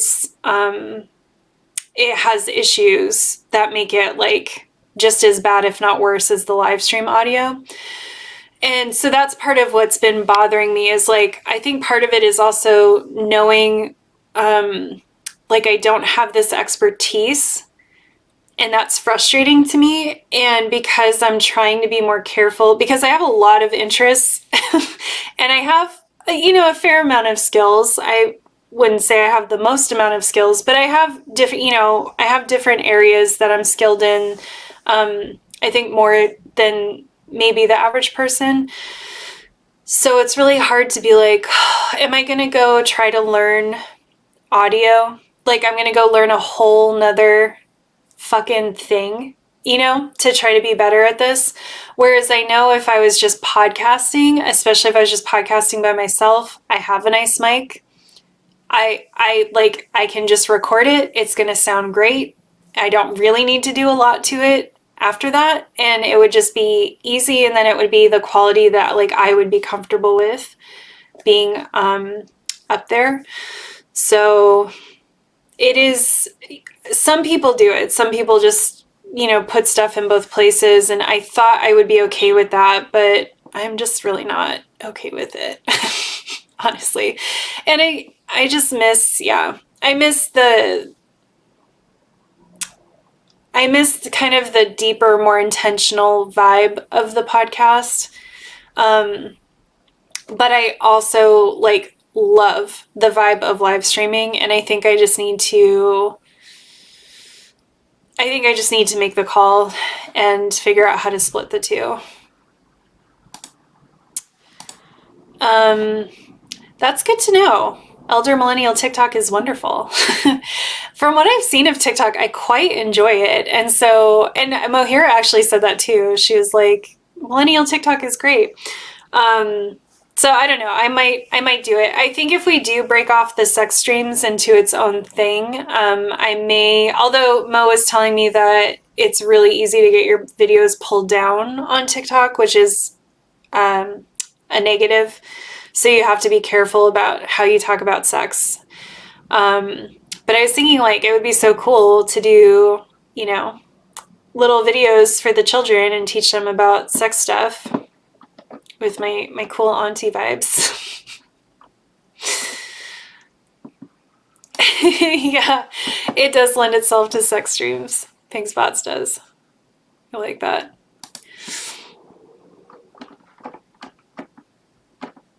These comments always jump around. It's so frustrating. Koch, thank you for asking. I should have promoted this today. I feel bad. I need to make a note. I need to promote that as soon as I get off this stream. The thing is too, is I'm such like an old person. I'm like, I don't even know how to promote this properly. Because I don't use Twitch. And I guess we're doing it through Discord, and I'm just like, I'm glad we're doing it through Discord because I'm finally comfortable with it. And I'm like, oh, that's easy. But anyway, it is at 12. It's at noon Eastern. So it's going to be at 9 a.m. for me. So people are going to see my puffy, sleepy face. And we're going to generally be talking about like neurodivergence and anarchism and probably queerness. So the shit that I talk about all the time. But yeah, it should be cool. I'm excited to do something on someone else's platform where it's like just chill and hang out.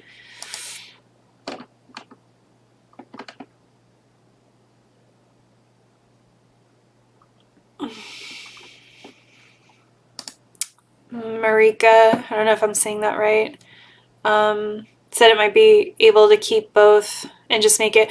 Yeah, because that's what I had it set up as right now, is like, right now it is as little work as possible if I just download the audio from the live stream and post it, which is what I've ended up having to do. I've wasted a lot of time trying to fix audio that was recorded on each side and then just had to use the live stream audio. And I'm like, I should have just done that in the first place. So yeah, I'm really struggling with this. It's interesting to talk about this, like, with all of you. But yeah, I've really been grappling with this because part of me is like, well, who cares? Just post it. And like, if people listen to the podcast and like it, then fine. And just let the podcast just kind of be out there. I think it feels weird for me to have a platform that I'm not nurturing. And maybe that's something I just need to let go.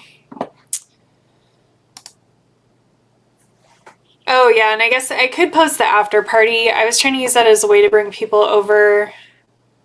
Well, and also I'm concerned because like this after party I think would be probably fairly interesting to listen to because I'm actually like talking the whole time. But there's been after parties where I'm just sort of reading comments and like responding to stuff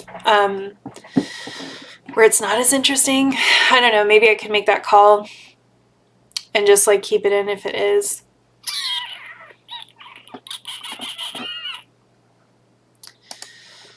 Molly said TikTok would be beneficial for growing your user base on the younger side.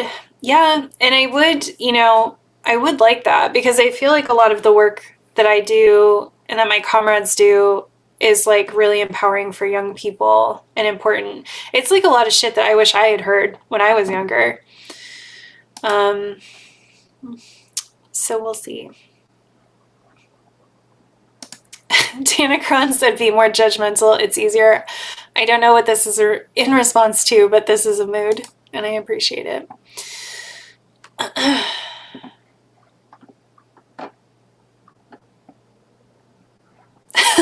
It's not, gosh, it's not sustainable for you to adopt more kids. I genuinely actually do think about this because I'm like, we have such a tight little group that it's like in order to pay my fucking bills, I need to have, reach more people.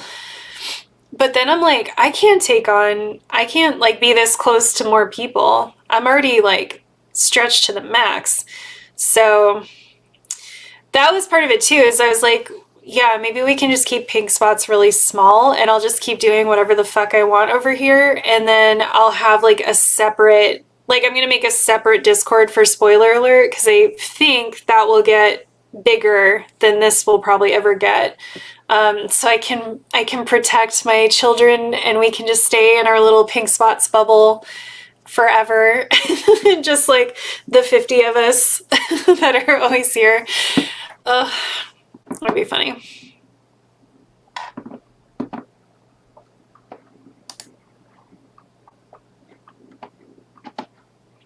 Oh, Dustin, I think maybe you had indicated that somewhere to me that you had heard the podcast, or something you said had indicated to me that maybe you had heard the podcast.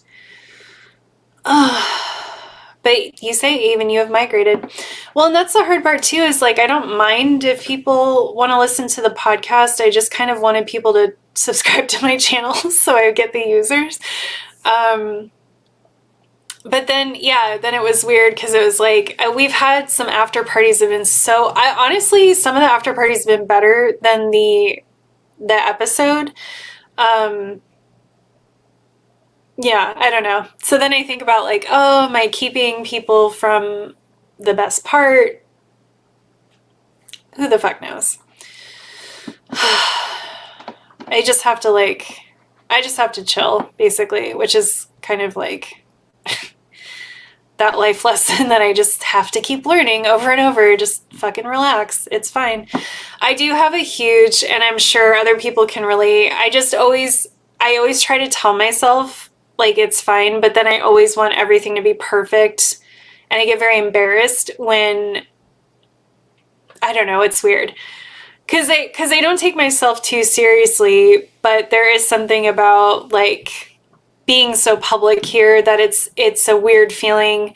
Like when we started VWPA back in the day, like nobody was listening to us. So we got to hone our craft with like basically no one around, and this felt very different. This felt very like I already have a bit of a following. There was all this scandal around me starting this platform. And there are, entities in the world that probably don't want me to succeed. And so I think it just put a different vibe on the whole thing. And yeah, really, really what I need is probably just to keep do what I have scheduled, just keep doing it the same way. And then just at some point, like, it'll probably come to me what I should do and stop like sweating it so much. Oh, Dustin, thank you. I'm very authentic. I'm very genuine. No, but really though, that's all I want. I just want to be able to sit in front of a mic or a camera and just be really honest and just have that be it. And just do stuff that like makes me feel good.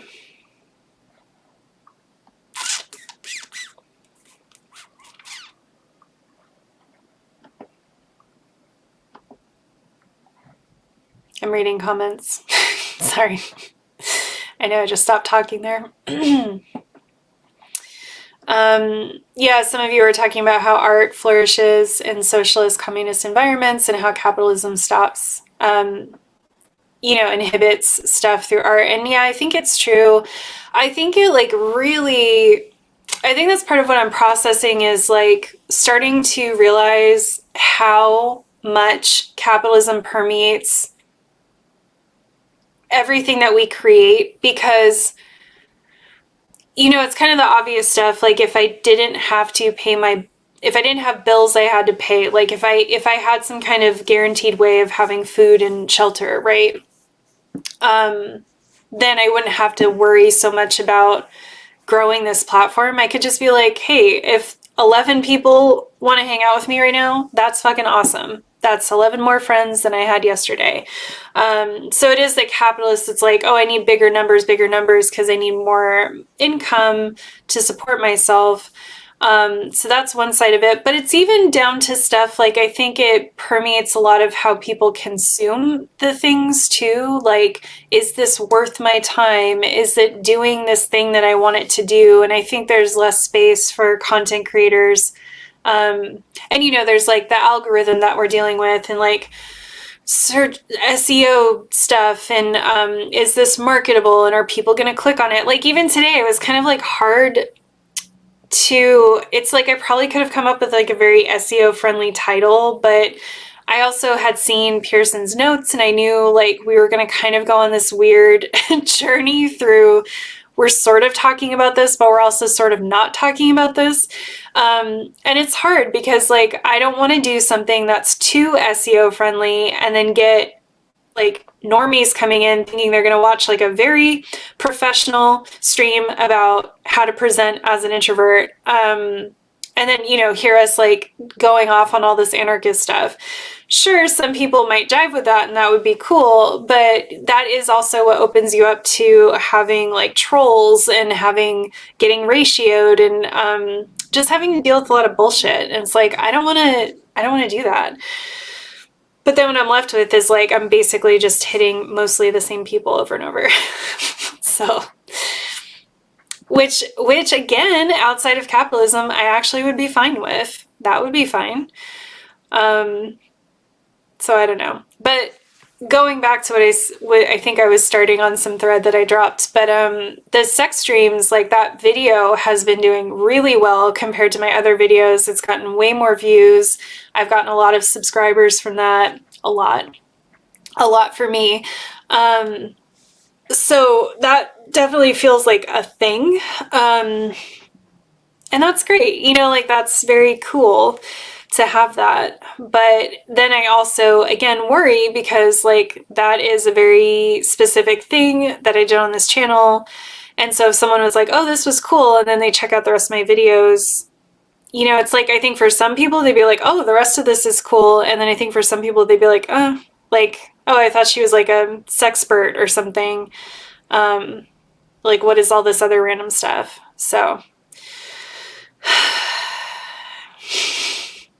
and that's what I mean is like, from like a content creator perspective, that is not good. Like, it's not good to have someone come to your channel and then be like, this is kind of all over the place for me. And whatever brought me in here, now I don't want to stay. Like, that's bad. But then from like, an anarchist, trying to do pleasure activism kind of perspective, then you have to be like, well, who cares? But then it's like, my bills care. But fortunately, I think I'm getting a line on some work that maybe should help. And again, we'll see what Spoiler Alert does, but I think that project will be slightly more commercial. Like I may actually take steps to try to get stuff to not be demonetized and we'll see. It kind of crushes my soul to even think about it, but yeah, I just want Pink Spots to be my place to play, and I hate that I'm not able to give myself that space to just play and not be so worried about it. Hey Alex, I just saw you popped on. Hello, hello. Oh, Dustin, okay. On Twitter, got it.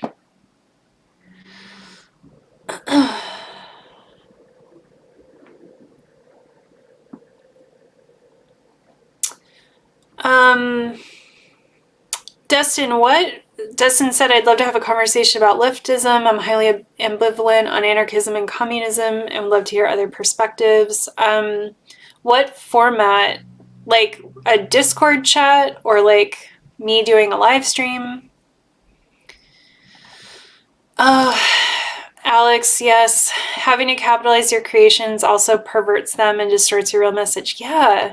And it's really hard because it's like I can't just do stuff that's marketable to make money. Like I will actually die. Like at that point I would rather just not have a platform and I would just go back to getting corporate contracts and, you know, make my living that way.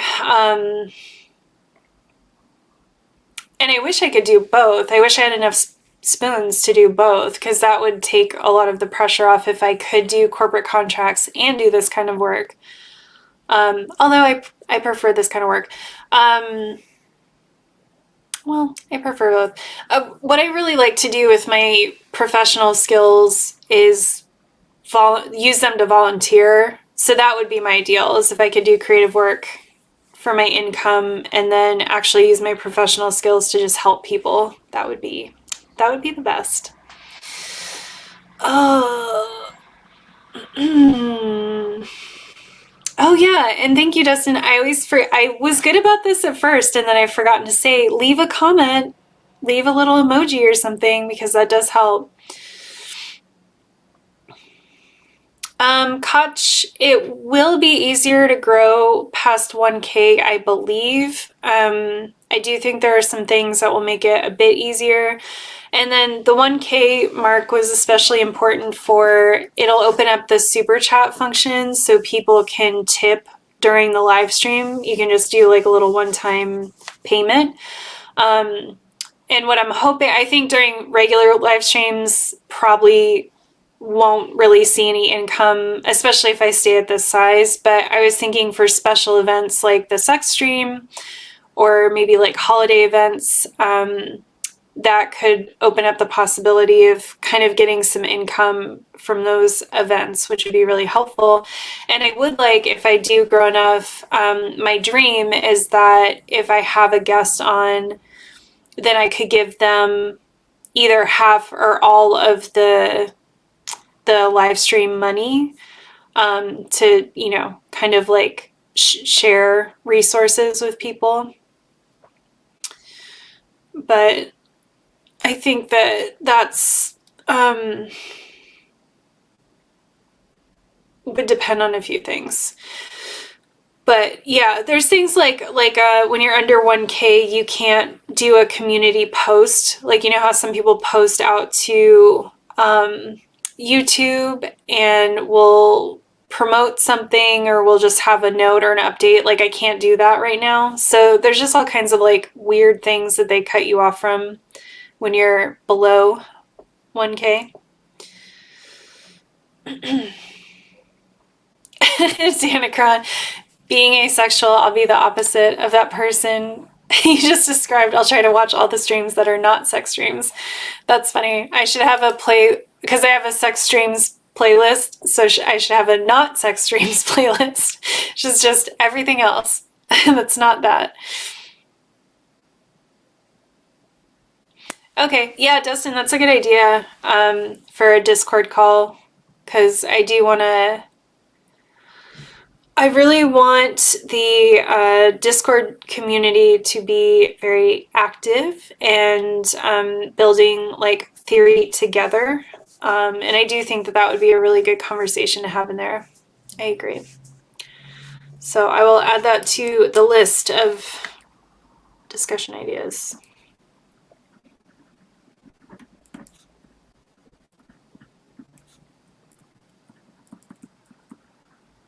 God, I have so many notes on this piece of paper. It's honestly ridiculous. All right, kids. Well, it was really fun to hang out. It was nice to just kind of like talk in an unplanned, uncensored way. That was fun. But I should go eat something, try to keep my blood sugar up. That's the goal. And recoup my spoons from all of this talking.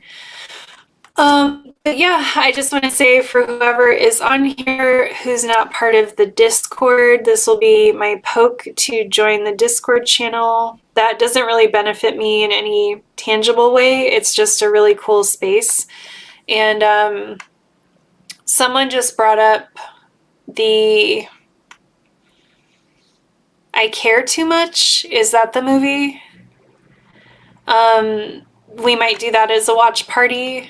And I also, like, there's just so much stuff coming out. We just watched To All the Boys I Love 3, Part 3, together. So it's just been a cool space, and I've only done it once, but I want to make more of a habit of doing, like, work study, chore, reading parties where one person plays music, and we all kind of just come together and work on whatever we want to do. It's just kind of like a study group almost, but just a way to like hang out and share music. And also, I don't want to say the word productive, but I know it can help me if I'm like, okay, I'm going to focus on this one thing for the next like 2 hours and do it with other people.